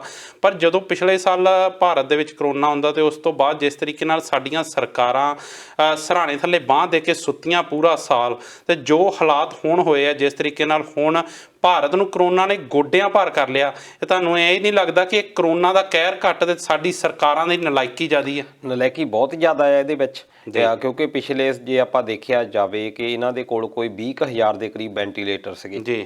ਉਸ ਵੇਲੇ ਕਿਹਾ ਗਿਆ ਕਿ 2 ਲੱਖ ਦੇ ਕਰੀਬ ਵੈਂਟੀਲੇਟਰਸ ਚਾਹੀਦੇ ਆ। ਇਹ ਪਿਛਲੀਆਂ ਸਰਕਾਰਾਂ ਦੇ ਵੇਲੇ ਕਾਮੇ ਜਾਨੀ ਪਿਛਲੇ ਸਾਲ ਦੀ ਗੱਲ ਆ ਕਿ ਸਾਡੇ ਕੋਲ ਵੈਂਟੀਲੇਟਰਸ ਬਹੁਤ ਜ਼ਿਆਦਾ ਹੋਣੇ ਚਾਹੀਦੇ ਆ। ਫਿਰ ਆਕਸੀਜਨ ਦੀ ਗੱਲ ਹੋਈ ਸੀ ਕਿ ਆਕਸੀਜਨ, ਕਿਉਂਕਿ ਉਸ ਵੇਲੇ ਕੀ ਸੀ ਕਿ ਇੰਡਸਟਰੀ ਸਾਰੀ ਬੰਦ ਸੀ ਪਿਛਲੇ ਸਾਲ ਦੇ ਵਿੱਚ। ਇੰਡਸਟਰੀ ਦੇ ਵਿੱਚ ਸਟੀਲ ਉਦਯੋਗ ਦੇ ਵਿੱਚ ਖਾਸ ਤੌਰ ਦੇ ਉੱਤੇ ਆਕਸੀਜਨ ਵਰਤੀ ਜਾਂਦੀ ਆ। ਉਹ ਜਦੋਂ ਸਟੀਲ ਉਦਯੋਗ ਬਿਲਕੁਲ ਬੰਦ ਸੀ, ਲੋਕਡਾਊਨ ਦੇ ਵਿੱਚ ਆਕਸੀਜਨ ਦੀ ਪੂਰੀ ਭਰਮਾਰ ਸੀ, ਹਰ ਥਾਂ ਦੇ ਉੱਤੇ ਆਕਸੀਜਨ ਅਵੇਲੇਬਲ ਸੀ। ਇਸ ਤੋਂ ਬਾਅਦ ਇਸ ਵਾਰ ਇਹਨਾਂ ਨੇ ਕੀ ਕੀਤਾ, ਇੰਨੇ ਜ਼ਿਆਦਾ ਕੇਸ ਆ ਗਏ ਆ ਪਰ ਇੰਡਸਟਰੀ ਨੂੰ ਚੱਲਦੇ ਰਹਿਣ ਦਿੱਤਾ। ਉਹ ਪਰ ਜਿਹੜੀ ਆਕਸੀਜਨ ਦੀ ਸਪਲਾਈ ਸੀ ਉਹ ਇਸੇ ਤਰ੍ਹਾਂ ਹੀ ਬਣੀ ਰਹੀ। ਹੁਣ ਜਿਹੜੀ ਆਕਸੀਜਨ ਆ ਉਹ ਘੱਟ ਹੋ ਰਹੀ, ਉਹਦੇ ਨਾਲ ਹੋਰ ਵੀ ਜ਼ਿਆਦਾ ਤਰਾਸਦੀ ਬਣ ਗਈ। ਪਰ ਜਿਹੜੇ ਮਾਹਰ ਆ ਉਹ ਕਹਿ ਰਹੇ ਆ ਕਿ ਮਈ ਦੇ ਦੂਜੇ ਹਫ਼ਤੇ ਤੱਕ ਅਜੇ ਪੀਕ ਆਉਣੀ ਆ। ਅਜੇ ਆ ਜਿਹੜੇ ਕੇਸਸ ਆ ਇਹ ਅਜੇ ਥੱਲੇ ਜਾ ਰਹੇ ਆ, ਵਧਣੇ ਆ, ਇਦੋਂ ਬਹੁਤ ਅੱਗੇ ਜਾਣੇ ਆ। ਪਿਛਲੇ 7 ਦਿਨਾਂ ਤੋਂ 3 ਲੱਖ ਤੋਂ ਉੱਤੇ ਕੇਸ ਜਿਹੜੇ ਰੋਜ਼ਾਨਾ ਆਉਣਾ, ਇਹ ਬੜੀ ਇੱਕ ਕਹਿ ਲਓ ਕਿ ਬਹੁਤ ਜ਼ਿਆਦਾ ਗੰਭੀਰ ਸਥਿਤੀ ਬਣ ਚੁੱਕੀ ਆ।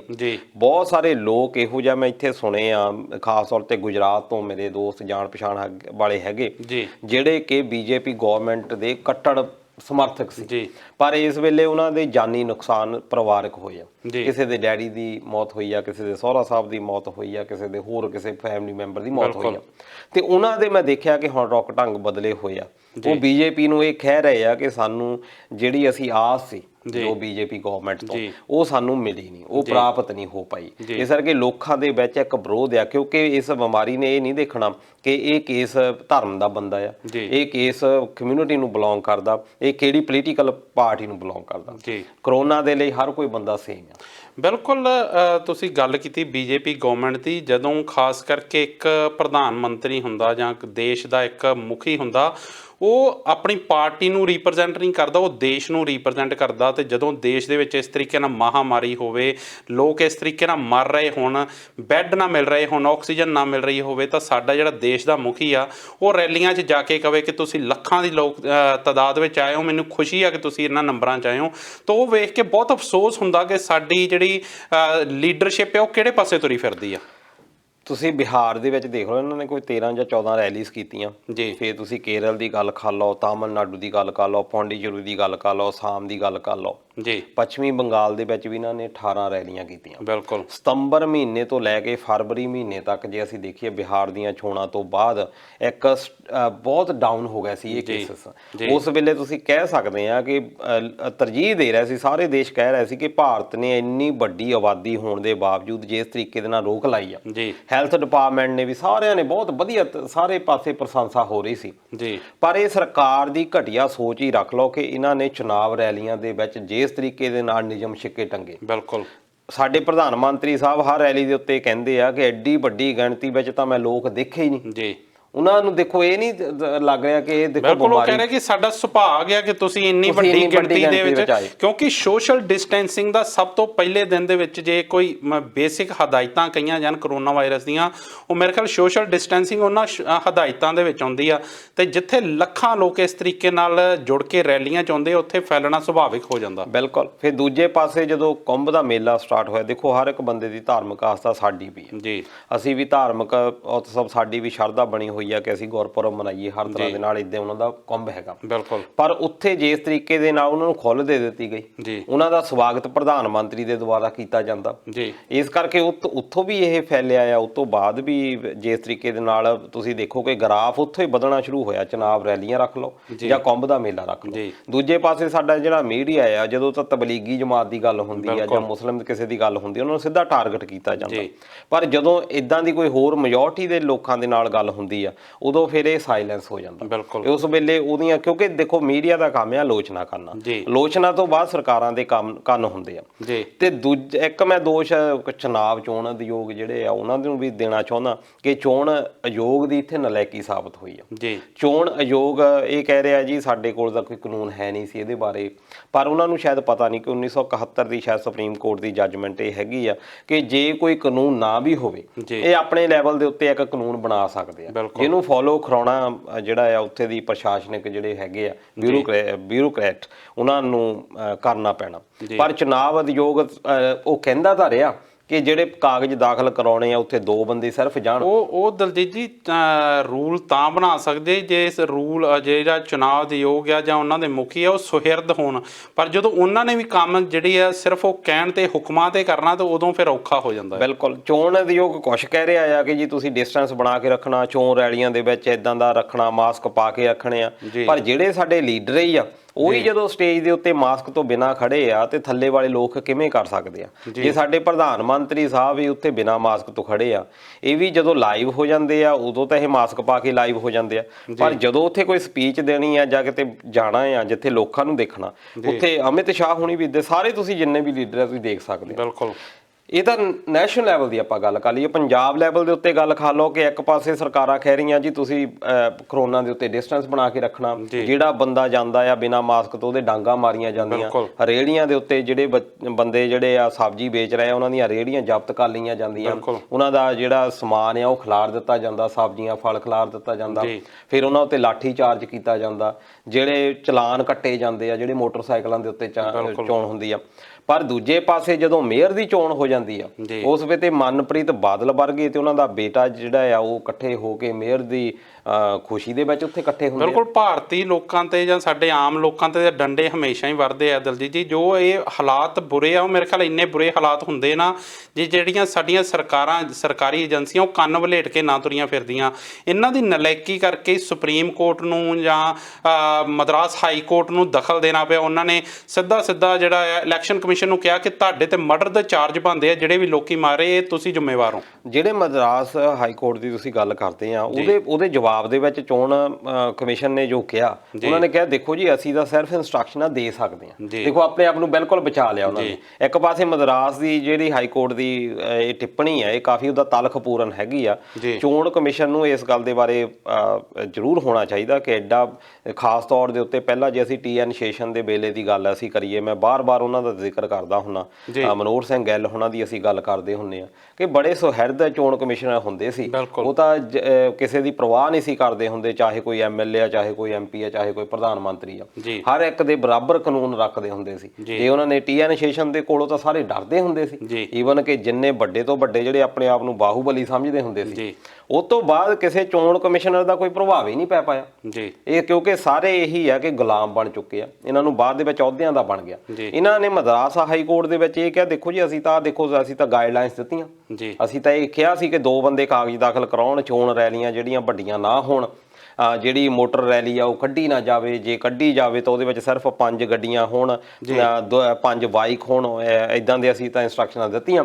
ਇਹਦੇ ਵਿੱਚ ਉਹਨਾਂ ਨੇ ਕਹਿ ਦਿੱਤਾ ਜੀ ਨਲਾਇਕੀ ਸਿੱਧੀ ਬਿਊਰੋਕਰੈਟਸ ਦੀ ਆ। ਹੁਣ ਉਹ ਬਿਊਰੋਕਰੈਟਸ ਉਹਨੀ ਕਿਸੇ ਦਾ ਦੋਸ਼ ਹੋਰ ਕਿਸੇ ਦੇ ਉੱਤੇ ਰੱਦ ਦੇਣਾ। ਇਸ ਕਰਕੇ ਇਹ ਜਿਹੜੇ ਦੋਸ਼ ਆ ਹਰ ਇੱਕ ਬੰਦਾ, ਇਹ ਸਾਡੇ ਸਾਰੇ ਭਾਰਤੀਆਂ ਦੇ ਸੁਭਾਅ ਦੇ ਵਿੱਚ ਹੋ ਗਿਆ ਕਿ ਅਸੀਂ ਜਦੋਂ ਕਿਸੇ ਨੂੰ ਕਹਿੰਦੇ ਆ ਕਿ ਤੁਸੀਂ ਜੀ ਆਹ ਗਲਤੀ ਕੀਤੀ ਆ, ਉਹ ਬੰਦਾ ਕਹਿੰਦਾ ਜੀ ਮੈਂ ਤਾਂ ਸਹੀ ਸੀ, ਦੂਜਾ ਬੰਦਾ ਉਹ ਆਪਣੀ ਗਲਤੀ ਦੂਜੇ ਦੇ ਉੱਤੇ ਥੋਪ ਦਿੰਦੀ ਹੈ। ਇਹੀ ਕਾਰਨ ਹੈ ਕਿ ਅਸੀਂ ਕਿਸੇ ਸਿੱਟੇ ਦੇ ਉੱਤੇ ਪਹੁੰਚ ਹੀ ਨਹੀਂ ਪਾਉਂਦੇ। ਜੀ ਬਿਲਕੁਲ ਦਲਜੀਤ ਜੀ, ਇੱਥੇ ਮੈਂ ਟਿੱਪਣੀਆਂ ਦੀ ਗੱਲ ਕਰਾਂ ਤਾਂ ਰੋਸ਼ਨ ਲਾਲ ਹੋਣਾ ਦੀ ਟਿੱਪਣੀ ਆਈ, ਉਹਨਾਂ ਦਾ ਕਹਿਣਾ ਕਿ ਜਿਹੜੀ BJP ਗੌਰਮੈਂਟ ਹੈ ਉਹ ਪੂਰੀ ਤਰ੍ਹਾਂ ਫੇਲ ਹੋਈ ਆ। ਨਾਲ ਦੀ ਨਾਲ ਬਲਜਿੰਦਰ ਮਾਨ ਹੋਣਾ ਨੇ ਪ੍ਰੋਗਰਾਮ ਪਸੰਦ ਕੀਤਾ। ਸੋ ਤੁਹਾਡਾ ਦੋਨਾਂ ਦਾ ਦੋਸਤੋ ਬਹੁਤ ਬਹੁਤ ਧੰਨਵਾਦ। ਜੇਕਰ ਤੁਸੀਂ ਆਪਣੀ ਕੋਈ ਗੱਲ ਰੱਖਣੀ ਚਾਹੁੰਦੇ ਹੋ ਤਾਂ ਤੁਸੀਂ ਪ੍ਰੋਗਰਾਮ ਦੇ ਵਿੱਚ ਟਿੱਪਣੀ ਜਾਂ ਕਾਲ ਕਰ ਸਕਦੇ ਹੋ। ਇੱਥੇ ਲਵੀ ਖੱਤਰੀ ਹੋਣਾ ਦੀ ਟਿੱਪਣੀ ਆਈ, ਉਹਨਾਂ ਨੇ ਮੇਰੇ ਖਿਆਲ ਜੋ ਮੈਂ ਤੁਹਾਡੇ ਨਾਲ ਗੱਲ ਕਰਨੀ ਚਾਹੁੰਦਾ ਸੀ, 1-2 ਗੱਲਾਂ ਮੇਰੇ ਮਨ 'ਚ ਸੀ, ਉਹ ਉਹਨਾਂ ਨੇ ਗੱਲਾਂ ਕੀਤੀਆਂ ਕਿ ਉਹ ਕਹਿੰਦੇ ਕਿ 3000 ਕਰੋੜ ਦੀ ਜਿਹੜੀ ਮੂਰਤੀ ਬਣਾਉਣ ਲਈ ਪੈਸੇ ਹੈਗੇ ਆ ਸਾਡੀਆਂ ਸਰਕਾਰਾਂ ਕੋਲ, ਪਰ ਆਕਸੀਜਨ ਦੀ ਘਾਟ ਲਈ ਜਾਂ ਆਕਸੀਜਨ ਦੀ ਘਾਟ ਪੂਰੀ ਕਰਨ ਲਈ ਪੈਸੇ ਕਿਉਂ ਨਹੀਂ ਹੈਗੇ ਸਾਡੀਆਂ ਸਰਕਾਰਾਂ ਕੋਲ। ਨਾਲ ਦੀ ਨਾਲ PM ਕੇਅਰ ਫੰਡ ਦੀ ਉਹ ਗੱਲ ਕਰ ਰਹੇ ਕਿ ਉਹਦੇ ਬਾਰੇ ਸਵਾਲ ਕੋਈ ਨਹੀਂ ਕਰ ਰਿਹਾ। PM ਕੇਅਰ ਫੰਡ ਇਹ ਲਵੀ ਖੱਤਰੀ ਹੋਣਾ ਨੇ ਬੜਾ ਵਾਜਬ ਸਵਾਲ ਚੱਕਿਆ। ਖਾਸ ਤੌਰ ਤੇ ਪਹਿਲਾਂ ਪ੍ਰਧਾਨ ਮੰਤਰੀ ਰਾਹਤ ਕੋਸ਼ ਹੁੰਦਾ ਸੀ, ਜਿੰਨੇ ਵੀ ਪ੍ਰਧਾਨ ਮੰਤਰੀ ਬਣੇ ਆ ਉਹ ਪ੍ਰਧਾਨ ਮੰਤਰੀ ਰਾਹਤ ਕੋਸ਼ ਦੇ ਵਿੱਚ ਚਾਹੇ ਬਹੁਤ ਸਾਰੇ ਅਸੀਂ ਦੇਖਿਆ ਭੁਚਾਲ ਆਉਂਦੇ ਰਹੇ ਆ, ਹੜ੍ਹ ਦੀਆਂ ਆਫਤਾਵਾਂ ਆਉਂਦੀਆਂ ਰਹੀਆਂ ਆ, ਪਹਾੜਾਂ ਦੇ ਵਿੱਚ ਖਿਸਕਣ ਹੋ ਜਾਂਦੀ ਆ ਪਹਾੜੀਆਂ ਦੀ, ਇੱਦਾਂ ਦੇ ਬਹੁਤ ਸਾਰੇ ਹੁਣ ਤੱਕ ਕੁਦਰਤੀ ਆਫਤਾਵਾਂ ਆਈਆਂ। ਉਹ ਫਿਰ ਲੋਕੀ ਕੀ ਕਰਦੇ ਸੀ ਕਿ ਦਾਨ ਕਰਦੇ ਹੁੰਦੇ ਸੀ ਪ੍ਰਧਾਨ ਮੰਤਰੀ ਰਾਹਤ ਕੋਸ਼ ਦੇ ਵਿੱਚ। ਪ੍ਰਧਾਨ ਮੰਤਰੀ ਨਰਿੰਦਰ ਮੋਦੀ ਆਏ, ਇਹਨਾਂ ਨੇ ਉਹਦੇ ਉੱਤੇ ਸਵਾਲ ਉਠਾ ਦਿੱਤੇ ਕਿ ਪ੍ਰਧਾਨ ਮੰਤਰੀ ਰਾਹਤ ਕੋਸ਼ ਇਹਦੇ ਵਿੱਚ ਬਹੁਤ ਵੱਡੀ ਕਰਪਸ਼ਨ ਹੈ। ਹੁਣ ਪੀਐਮ ਜਿਹੜਾ ਕੇਅਰ ਫੰਡ ਜਿਹਦੇ ਬਾਰੇ ਲਵੀ ਖੱਤਰੀ ਹੁਣੀ ਕਹਿ ਰਹੇ ਆ ਕਿ ਇਹ ਨਰਿੰਦਰ ਮੋਦੀ ਨੇ ਸਟਾਰਟ ਕੀਤਾ ਕਿ ਮੈਂ ਜੀ ਆਪਣਾ ਵੱਖਰਾ ਹੀ ਰੱਖਣਾ ਹਿਸਾਬ ਕਿਤਾਬ। ਪਹਿਲਾਂ ਉਹਦਾ ਅੱਜ ਤੱਕ ਦੱਸਿਆ ਹੀ ਨਹੀਂ ਗਿਆ ਵੀ ਕਿੰਨੇ ਇਹਦੇ ਵਿੱਚ ਪੈਸੇ ਜਮ੍ਹਾਂ ਹੋਏ ਆ, ਕਿੰਨੇ ਤੁਸੀਂ ਖਰਚੇ ਗਏ। ਹੁਣ ਉਹਦੇ ਵਿੱਚ ਪਹਿਲਾਂ ਤਾਂ ਤਨਖਾਹਾਂ ਦੇ ਵਿੱਚੋਂ ਕੱਟ ਲਾ ਕੇ ਉਹਦੇ ਵਿੱਚ ਜਮ੍ਹਾਂ ਕਰਵਾਏ ਗਏ ਲੋਕਾਂ ਨੂੰ ਕਿਹਾ ਗਿਆ, ਤਨਖਾਹਾਂ ਵਾਲਿਆਂ ਨੂੰ ਆਪੇ ਕੱਟ ਕੇ, ਜਾਨੀ ਉਹਨਾਂ ਦੀ ਪ੍ਰਵਾਨਗੀ ਨਹੀਂ ਲਈ। ਜਾਂ ਤਾਂ ਉਹਨਾਂ ਨੂੰ ਕਿਹਾ ਜਾਂਦਾ ਕਿ ਤੁਸੀਂ ਆਪਣੇ ਜਿਹੜੀ ਤਨਖਾਹ ਹੈ ਉਹਦੇ ਵਿੱਚੋਂ ਜੋ ਤੁਹਾਡਾ ਸਰਦਾ ਹੈ ਤੁਸੀਂ ਪਾਓ, ਪਹਿਲਾਂ ਹੀ ਕੱਟ ਲਾ ਕੇ ਤਨਖਾਹਾਂ ਦਿੱਤੀਆਂ ਗਈਆਂ। ਫਿਰ ਬਹੁਤ ਵੱਡੇ ਵੱਡੇ ਇੰਡਸਟਰੀਲਿਸਟ ਆ ਉਹਨਾਂ ਨੂੰ ਇਹਦੇ ਵਿੱਚ ਪੈਸੇ ਪਾਉਣ ਲਈ ਕਿਹਾ ਗਿਆ। ਨਾਲ ਉਹਨਾਂ ਨੂੰ ਕਹਿ ਦਿੱਤਾ ਕਿ ਤੁਸੀਂ ਜਿਹੜੇ ਪੈਸੇ ਜਿੰਨੇ ਜਮ੍ਹਾਂ ਕਰਾਓਗੇ ਇਹਦੇ ਉੱਤੇ ਟੈਕਸ ਕੋਈ ਨਹੀਂ। ਉਹਦੇ ਵਿੱਚ ਵੀ ਸਾਨੂੰ ਲੱਗਦਾ ਸੀ ਕਿ ਇਹਦੇ ਵਿੱਚ ਘਾਲਾ ਮਾਲਾ ਆ, ਕਿਉਂਕਿ ਇਹਦੇ ਉੱਤੇ ਟੈਕਸ ਕੋਈ ਨਹੀਂ ਲੱਗ ਰਿਹਾ ਤੇ ਲੋਕਾਂ ਨੇ ਆਪਣਾ ਟੈਕਸ ਬਚਾਉਣ ਦੇ ਲਈ ਇੱਧਰ ਨੂੰ ਮਨੀ ਕਰ ਦਿੱਤੀ। ਬਹੁਤ ਵੱਡਾ ਫੰਡ ਇਕੱਠਾ ਹੋਇਆ। ਉਸ ਤੋਂ ਬਾਅਦ ਇਹਨਾਂ ਨੇ 58,890 ਦੇ ਕਰੀਬ ਵੈਂਟੀਲੇਟਰ ਆਰਡਰ ਕੀਤੇ, ਜਦ ਕਿ 2 ਲੱਖ ਜਿੱਦਾਂ ਮੈਂ ਪਹਿਲਾਂ ਕਿਹਾ ਕਿ ਵੈਂਟੀਲੇਟਰ ਚਾਹੀਦੇ ਸੀ। 58,000 ਦੇ ਵਿੱਚੋਂ ਹੁਣ ਇੱਕ ਰਿਪੋਰਟ ਸਾਹਮਣੇ ਆਈ ਆ, ਨੀਅਰਲੀ 59,000 ਦੇ ਕਰੀਬ ਇਹਨਾਂ ਨੇ ਆਰਡਰ ਕੀਤੇ। ਉਹਦੇ ਵਿੱਚੋਂ ਵੈਂਟੀਲੇਟਰ ਜਿਹੜੇ ਹੁਣ ਤੱਕ ਮਿਲੇ ਆ ਉਹ ਸਿਰਫ 30,000 ਆ। 30,000 ਦੇ ਵਿੱਚੋਂ ਵੀ ਛੱਤੀਸਗੜ੍ਹ, ਝਾਰਖੰਡ, ਬਿਹਾਰ ਦੇ ਵਿੱਚ ਇਹ ਜਿਹੜੇ ਵੈਂਟੀਲੇਟਰ ਪਏ ਆ ਉਹਨਾਂ ਨੂੰ ਅਜੇ ਤੱਕ ਜੋੜਨ ਵਾਲਾ ਬੰਦਾ ਨਹੀਂ ਕੋਈ ਲੱਭਿਆ। ਟ੍ਰੇਨੀ ਹੈ ਨਹੀਂ ਗੇ, ਸਟਾਫ ਇਦਾਂ ਦਾ ਆ ਕਿ ਉਹ ਜਿਹੜੇ ਵੈਂਟੀਲੇਟਰ ਬਣਾ ਕੇ ਆ ਗਏ ਆ 30,000 ਦੇ ਵਿੱਚੋਂ ਵੀ ਉਹ ਬਣ ਕੇ ਆ ਗਏ ਆ, ਪਰ ਉਹਨਾਂ ਨੂੰ ਜੋੜਨ ਦੇ ਲਈ ਕੋਈ ਸਟਾਫ ਹੈ ਨਹੀਂ। ਫਿਰ ਬਹੁਤ ਸਾਰੇ ਵੈਂਟੀਲੇਟਰ ਆ ਉਹ ਇਦਾਂ ਦੇ ਆ, ਯਾਨੀ 30,000 ਦੇ ਵਿੱਚੋਂ ਵੀ 59 ਚੋਂ ਮਿਲੇ 30,000 ਆ। 30,000 ਚੋਂ ਜ਼ਿਆਦਾਤਰ ਆ ਵੀ ਉਹ ਕੰਮ ਹੀ ਨਹੀਂ ਚੱਜ ਨਾਲ ਕਰ ਰਹੇ। ਕਿਸੇ ਦੇ ਵਿੱਚ ਵਾਇਰ ਦੀ ਪ੍ਰੋਬਲਮ ਆ, ਕਿਸੇ ਦੇ ਵਿੱਚ ਅਡਾਪਟਰ ਦੀ ਪ੍ਰੋਬਲਮ। ਫਿਰ ਉਹ ਵੀ ਕਾਰਨ ਇਹੀ ਆ ਕਿ ਰਿਪੇਅਰ ਕਰਨ ਲਈ ਸਟਾਫ ਕੋਈ ਨਹੀਂ। ਫਿਰ ਇੱਕ ਇਹਦੇ ਵਿੱਚ ਕਿਹਾ ਗਿਆ ਕਿ ਡਿਫਰੈਂਸ ਬਹੁਤ ਆ ਪ੍ਰਾਈਸ ਦੇ ਵਿੱਚ। ਇੱਕ ਕੰਪਨੀ ਦੇ ਉੱਤੋਂ ਲਿਆ ਜਾਂਦਾ ਆ ਜੀ 6 ਲੱਖ ਜਾਂ 6.5 ਲੱਖ ਦਾ ਇੱਕ ਵੈਂਟੀਲੇਟਰ, ਉਹੀ ਵੈਂਟੀਲੇਟਰ ਦੂਜੇ ਦੇ ਕੋਲੋਂ 2 ਲੱਖ ਤੋਂ ਵੀ ਥੱਲੇ ਕੀਮਤ ਦੇ ਵਿੱਚ ਮਿਲ ਰਿਹਾ। ਉਹੀ ਸੇਮ ਪ੍ਰੋਸੀਜਰ ਹੈ, ਉਹਦੇ ਵਿੱਚ ਵੀ ਕੁਝ ਦੱਸਿਆ ਨਹੀਂ ਜਾ ਰਿਹਾ ਤੇ ਹੁਣ ਸੁਪਰੀਮ ਕੋਰਟ ਨੇ ਮੰਗਿਆ ਕਿ ਕੇਸ ਆਧਾਰ ਦੇ ਉੱਤੇ ਤੁਸੀਂ ਇਹ ਕੀਤਾ ਕੰਮ। ਬਹੁਤ ਸਾਰੀਆਂ ਜਿਹੜੀਆਂ ਗੱਲਾਂ ਆ ਇਹਦੇ ਮਾਮਲੇ ਦੇ ਵਿੱਚ ਹੋ ਰਹੀਆਂ, ਬਹੁਤ ਸਾਰੇ। ਫਿਰ ਇੱਕ ਕੰਪਨੀ ਜਿਹੜੀ ਆ ਉਹਨੂੰ ਕੋਈ ਤਜਰਬਾ ਹੀ ਹੈ ਨਹੀਂ ਵੈਂਟੀਲੇਟਰ ਬਣਾਉਣ ਦਾ, ਉਹਨੂੰ 10,000 ਬਣਾਉਣ ਲਈ ਆਰਡਰ ਦਿੱਤਾ ਹੋਇਆ। ਇਹ ਕੰਪਨੀ ਤੁਸੀਂ ਦੇਖੋ ਤੇ ਉਹ ਤੋਂ ਤੁਸੀਂ ਹੁਣ ਅੰਦਾਜ਼ਾ ਲਾ ਲਓ ਉਹ ਵੈਂਟੀਲੇਟਰ ਕਿੱਦਾਂ ਕੰਮ ਕਰਨਾ। ਰੌਲਾ ਇਹ ਹੈ ਨਾ ਦਲਜੀਤ ਜੀ ਕਿ ਸਾਡੇ ਜਿਹੜੇ ਚਾਹੇ ਲੋਕ ਮਰਨ, ਚਾਹੇ ਉਹਨਾਂ ਨੂੰ ਆਕਸੀਜਨ ਮਿਲੇ ਨਾ ਮਿਲੇ, ਬੈੱਡ ਮਿਲਣ ਨਾ ਮਿਲਣ, ਪਰ ਸਾਡੇ ਜਿਹੜਾ ਲੀਡਰ ਆ ਉਹਦੇ ਜਿਹੜੀ ਐਨਕ ਲੱਗੀ ਉਹ 'ਚ ਸਿਰਫ ਰਾਜਨੀਤੀ ਉਹਨੂੰ ਦਿਸਦੀ ਹੈ ਤੇ ਉਹ ਹਰ ਚੀਜ਼ ਨੂੰ ਘੁਮਾ ਫਿਰਾ ਕੇ ਉੱਤੇ ਰਾਜਨੀਤੀ ਕਰਦੇ ਆ। ਚਾਹੇ ਸਾਡਾ ਬੀਜੇਪੀ ਦੀ ਗੱਲ ਕਰ ਲਓ, ਕਾਂਗਰਸ ਦੀ ਗੱਲ ਕਰ ਲਓ, ਜਿੰਨੀਆਂ ਵੀ ਪਾਰਟੀਆਂ ਆ ਉਹਨਾਂ ਨੂੰ ਮੇਰੇ ਖਿਆਲ ਲੋਕ ਬਾਅਦ ਚੋਂ, ਰਾਜਨੀਤੀ ਪਹਿਲੋਂ ਆ। ਉਹ ਇਹਨਾਂ ਸਾਰੀਆਂ ਚੀਜ਼ਾਂ ਤੇ ਵੀ ਜਿਸ ਤਰੀਕੇ ਨਾਲ ਤੁਸੀਂ ਦੱਸਿਆ ਕਿ ਉਹ ਜਿਨ੍ਹਾਂ ਕੋਲ ਕੋਈ ਐਕਸਪੀਰੀਅੰਸ ਨਹੀਂ ਉਹਨਾਂ ਨੂੰ ਦਿੱਤਾ ਜਾ ਰਿਹਾ, ਉਹ ਪਤਾ ਨਹੀਂ ਕਿਹੜੇ ਲਿੰਕ ਵਰਤ ਕੇ ਕਿਸ ਤਰੀਕੇ ਨਾਲ ਉਹ ਉਹਨਾਂ ਨੂੰ ਦਿੱਤਾ ਗਿਆ ਆ ਤੇ ਬਾਅਦ ਵਿੱਚ ਜਿਹੜੇ 30,000 ਕੰਮ ਨਹੀਂ ਕਰ ਰਹੇ ਉਹਦੇ ਲਈ ਟ੍ਰੇਨਿੰਗ ਨਹੀਂ ਕੋਈ ਲੱਭ ਰਿਹਾ। ਤੇ ਜੇਕਰ ਇੱਥੇ ਕੋਈ ਰੈਲੀ ਕਰਨੀ ਹੋਵੇ ਤਾਂ ਰਾਤੋਂ ਰਾਤ ਇਹਨਾਂ ਨੇ ਹਜ਼ਾਰਾਂ ਬੰਦਾ ਇਕੱਠਾ ਕਰ ਲੈਂਦੇ। ਹੁਣ ਤੁਸੀਂ ਯਾਰ ਰਫੇਲ ਦੀ ਗੱਲ ਸੁਣ ਲਓ ਵੀ ਰਫੇਲ ਦੇ ਵਿੱਚ ਅੰਬਾਨੀ ਨੂੰ ਜਿਹੜਾ ਦਿੱਤਾ ਗਿਆ ਕੰਟਰੈਕਟ, ਉਹਨੂੰ ਕੋਈ ਉਹ ਜਹਾਜ਼ ਰਫੇਲ ਜਿਹੜੇ ਦੁਨੀਆ ਦੇ ਐਡੇ ਵੱਡੇ ਜਹਾਜ਼ ਆ, ਠੀਕ ਆ, ਉਹਨਾਂ ਨੂੰ ਦਿੱਤਾ ਗਿਆ ਆਰਡਰ ਜਾ ਕੇ ਅੰਬਾਨੀ ਨੂੰ, ਜਿਹਨੂੰ ਕੋਈ ਤਜਰਬਾ ਹੀ ਹੈ ਨਹੀਂ ਜਹਾਜ਼ਾਂ ਦਾ। ਇਸ ਕਰਕੇ ਸਰਕਾਰਾਂ ਦੀਆਂ ਨਾਲੈਕੀਆਂ ਆ ਕਿ ਇਹਦੇ ਵਿੱਚ ਆਪਣੇ ਬੰਦੇ ਖੁਸ਼ ਕਰਨੇ। ਜਿਹੜੇ ਠੇਕੇ ਵੀ ਇਸੇ ਕਰਕੇ ਫੇਲਰ ਹੁੰਦੇ ਆ। ਸੜਕਾਂ ਦੇ ਠੇਕੇ ਉਹਨਾਂ ਬੰਦਿਆਂ ਨੂੰ ਦੇ ਦਿੱਤੇ ਜਾਂਦੇ ਆ ਜਿਹੜੇ ਬੰਦਿਆਂ ਨੂੰ ਕੋਈ ਤਜਰਬਾ ਹੈ ਨਹੀਂ, ਉਹ ਫਿਰ ਕੱਪੜੇ ਕਰਦੇ ਆ। ਉਹ ਕਿਉਂ ਦਿੱਤੇ ਜਾਂਦੇ ਆ? ਉਹਦੇ ਵਿੱਚ ਉਹ ਕੱਟ ਲਾਇਆ ਜਾਂਦਾ, ਉਹਦੇ ਵਿੱਚ MLA MP ਜਿੰਨੇ ਵੀ ਹੈਗੇ ਆ, ਚਾਹੇ ਕੋਈ ਵੀ ਦੁੱਧ ਧੋਤਾ ਉੱਥੇ ਕੋਈ ਨਹੀਂ ਹੈਗਾ। ਹੁਣ ਮਾਈਨਿੰਗ ਦੀ ਅਸੀਂ ਗੱਲ ਕਰਦੇ ਆ, ਕਿੰਨਾ ਜ਼ੋਰਾਂ ਸ਼ੋਰਾਂ ਦੇ ਨਾਲ ਚੱਕਿਆ ਸੀ ਜੀ, ਅਕਾਲੀ ਖਾ ਗਏ। ਆ ਜਿਹੜੀ ਹੁਣ ਆਇਆ ਸਾਹਮਣੇ ਕਿ ਹੁਣ ਕਾਂਗਰਸੀ ਵੀ ਚੀਕਦੇ ਆ ਕਿ ਜੀ ਇਹ ਤਾਂ ਅਸੀਂ ਮਾਫੀਆ ਨੂੰ ਠੱਲੇ ਨਹੀਂ ਪਾ ਪਾਏ। ਉਹ ਕਾਰਨ ਕੀ ਹੈ ਕਿ ਜਿਹੜਾ ਹਿੱਸਾ ਅਕਾਲੀਆਂ ਨੂੰ ਜਾਂਦਾ ਸੀ MLA MPs ਨੂੰ, ਉਹੀ ਜਿਹੜਾ ਹਿੱਸਾ ਆ ਹੁਣ ਕਾਂਗਰਸੀਆਂ ਕੋਲ ਜਾਂਦਾ ਆ। ਉਹਨੀ ਫਿਰ ਮੂੰਹ ਦੇ ਵਿੱਚ ਘੁੰਗਣੀਆਂ ਪਾ ਲਈਆਂ ਆ। ਬਿਲਕੁਲ ਦਲਜੀਤ ਜੀ, ਇੱਥੇ ਨਾਲ ਦੀ ਨਾਲ ਲਵੀ ਖੱਤਰੀ ਹੁਣਾਂ ਦਾ ਇੱਕ ਹੋਰ ਕਮੈਂਟ ਆਇਆ ਕਿ ਉਹ ਕਹਿੰਦੇ ਅਮਿਤ ਸ਼ਾਹ ਹੁਣਾਂ ਦਾ ਕਮੈਂਟ ਕਰਕੇ ਮੋਦੀ ਹੁਣਾਂ ਦਾ ਧੰਨਵਾਦ ਕੀਤਾ ਕਿ ਮੋਦੀ ਹੁਣਾਂ ਨੇ ਜਿਹੜੀ PM ਕੇਅਰ ਫੰਡ ਵਿੱਚੋਂ ਅਮਾਊਂਟ ਦਿੱਤੀ ਆ ਕਰੋਨਾ ਦੇ ਲਈ, ਉਹਦੇ ਲਈ ਧੰਨਵਾਦ। ਜੇ ਧੰਨਵਾਦ ਕਰ ਰਹੇ ਤਾਂ ਉਹਦੇ ਲਈ ਬਣਾਇਆ ਕਿ ਇਸ ਚੀਜ਼ ਲਈ ਸੀ? ਧੰਨਵਾਦ ਇਹਦੇ ਵਿੱਚ ਇਹ ਹੈ ਕਿ ਪੈਸਾ ਕਿੱਥੋਂ ਆਇਆ। ਧੰਨਵਾਦ ਤਾਂ ਉਹਨਾਂ ਲੋਕਾਂ ਦਾ ਕਰਨਾ ਚਾਹੀਦਾ ਸੀ ਕਿ ਜਿਨ੍ਹਾਂ ਨੇ ਪੈਸਾ ਪਾਇਆ। ਲੋਕਾਂ ਨੂੰ ਅਪੀਲ ਕੀਤੀ ਗਈ ਸੀ, ਬਹੁਤ ਸਾਰੇ ਲੋਕਾਂ ਨੇ ਭੇਜੇ ਆ ਪੈਸੇ। ਹੁਣ ਵੀ ਅਮਰੀਕਾ ਦੇ ਵਿੱਚ ਇੱਕ ਟੀਮ ਆ, ਉਹ ਜੋ NGO ਆ, ਉਹਨਾਂ ਨੇ ਬਹੁਤ ਵੱਡੇ, ਮੈਨੂੰ ਲੱਗਦਾ ਕਿ $50 ਲੱਖ ਦੇ ਕਰੀਬ ਇੰਨੀ ਕੁ ਕੋਈ ਰਾਸ਼ੀ ਆ ਇਕੱਠੀ ਕਰਕੇ ਭੇਜੀ ਆ ਇੱਕ ਆਕਸੀਜਨ ਦੇ ਲਈ। ਤੁਹਾਨੂੰ ਯਾਦ ਹੋਣਾ ਦਲਜੀਤ ਜੀ, ਜਦੋਂ ਕਿਸਾਨਾਂ ਦੀ ਗੱਲ ਚੱਲੀ ਤੇ ਰਿਹਾਨਾ ਹੋਣਾ ਨੇ ਜਾਂ ਜਿਹੜੇ ਗ੍ਰੇਟਾ ਥਨਬਰਗ ਵਰਗਿਆਂ ਨੇ ਜਿਹੜੇ ਸੈਲੀਬ੍ਰਿਟੀਜ਼ ਬਾਹਰ ਲਿਆ, ਉਹਨਾਂ ਨੇ ਟਵੀਟ ਕੀਤਾ ਤਾਂ ਬਹੁਤ ਸਾਰੇ ਜਿਹੜੇ ਸਰਕਾਰੀ ਭਗਤ ਆ, ਜਿਹੜੇ ਭਾਰਤ ਦੀ ਸੈਲੀਬ੍ਰਿਟੀ ਆ, ਉਹਨਾਂ ਨੇ ਟਵੀਟ ਕਰਨਾ ਸ਼ੁਰੂ ਕਰਤੇ ਕਿ ਭਾਰਤ ਦਾ ਅੰਦਰੂਨੀ ਮਾਮਲਾ, ਤੁਸੀਂ ਇਹਦੇ ਵਿੱਚ ਦਖਲ ਨਾ ਦਿਓ। ਹੁਣ ਇੱਕ ਆਸਟ੍ਰੇਲੀਅਨ ਜਿਹੜੇ ਤੇਜ਼ ਗੇਂਦਬਾਜ਼ ਆ, ਉਹਨਾਂ ਨੇ PM ਕੇਅਰ ਫੰਡ ਦੇ ਵਿੱਚ ਕਰੋਨਾ ਦੇ ਇਲਾਜ ਲਈ $50,000 ਦਿੱਤਾ ਆ, ਪਰ ਹੁਣ ਕੋਈ ਵੀ ਸਰਕਾਰੀ ਭਗਤੀ ਵਾਲਾ ਇੱਦਾਂ ਦਾ ਨਹੀਂ ਆਇਆ ਜਿਹਨੇ ਕਿਹਾ। ਪਰ ਅਨੁਪਮ ਖੇਰ ਹੋਣਾ ਦੀ ਮੈਂ ਗੱਲ ਕਰਨੀ ਚਾਹੂੰਗਾ, ਉਹਨਾਂ ਨੇ ਅਜੇ ਵੀ ਉਹ ਇਸ ਗੱਲ ਤੇ ਅੜੇ ਆ ਕਿ ਕਹਿੰਦੇ ਕਰ ਲਓ ਜੋ ਕਰਨਾ, ਪਰ ਆਊਗਾ ਤਾਂ ਮੋਦੀ। ਦੇਖੋ ਬਹੁਤ ਸਾਰੇ ਕਰੈਕਟਰ ਹੁੰਦੇ ਆ ਫਿਲਮਾਂ ਦੇ ਵਿੱਚ, ਉਹ ਇੱਕ ਭੂਮਿਕਾ ਹੁੰਦੀ ਆ। ਕਿਹਾ ਜਾਂਦਾ ਕਿ ਜਿਹੜਾ ਵਿਲਨ ਹੁੰਦਾ ਨਾ, ਜਿੰਨਾ ਲੋਕੀ ਬਾਅਦ ਦੇ ਵਿੱਚ ਗਾਲਾਂ ਕੱਢਣ, ਉਹ ਆਪਣੇ ਰੋਲ ਦੇ ਵਿੱਚ ਸਫਲ ਰਹਿੰਦਾ ਹੁੰਦਾ। ਜੀ ਅਨੁਪਮ ਖੇਰ ਨੂੰ ਅਸੀਂ ਬਹੁਤ ਗਾਲਾਂ ਕੱਢੀਆਂ, ਕਿਉਂਕਿ ਉਦੋਂ ਇੰਨਾ ਪਤਾ ਨਹੀਂ ਹੁੰਦਾ ਸੀ ਕਿ ਫਿਲਮਾਂ ਨਕਲੀ ਆ। ਅਸੀਂ ਉਹ 'ਤੇ ਯਕੀਨ ਕਰਦੇ ਸੀ, ਸਾਨੂੰ ਲੱਗਦਾ ਸੀ ਕਿ ਇਹ ਅਸਲੀ ਆ। ਜੀ ਕਈ ਵਾਰੀ ਫਿਲਮ ਦੇਖ ਕੇ ਤੇ ਉਸ ਤੋਂ ਬਾਅਦ ਅਸੀਂ ਇਹੀ ਕਹੀਦਾ ਸੀ ਕਿ ਸ਼ਾਹਰੁਖ ਖਾਨ ਜਾਂ ਕੋਈ ਹੋਰ ਜਿਹੜਾ ਐਕਟਰ ਆ ਉਹ ਬਹੁਤ ਚੰਗਾ ਸੀ, ਅਨੁਪਮ ਖੇਰ ਵਰਗਾ ਬੰਦਾ ਜਿਹੜਾ ਬਹੁਤ ਮਾੜਾ ਸੀ। ਜੀ ਪਰ ਸਾਡੀਆਂ ਉਦੋਂ ਬਹੁਤ ਗੱਲਾਂ ਗਲਤਫਹਿਮੀਆਂ ਦੂਰ ਹੋਈਆਂ ਜਦੋਂ ਸਾਨੂੰ ਰਜ਼ਾ ਮੁਰਾਦ ਵਰਗੇ ਬੰਦੇ ਦਾ ਪਤਾ ਲੱਗਾ ਕਿ ਇਹਦਾ ਯਾਰ ਇਨਸਾਨ ਹੀ ਬਹੁਤ ਵਧੀਆ ਹੁੰਦੇ।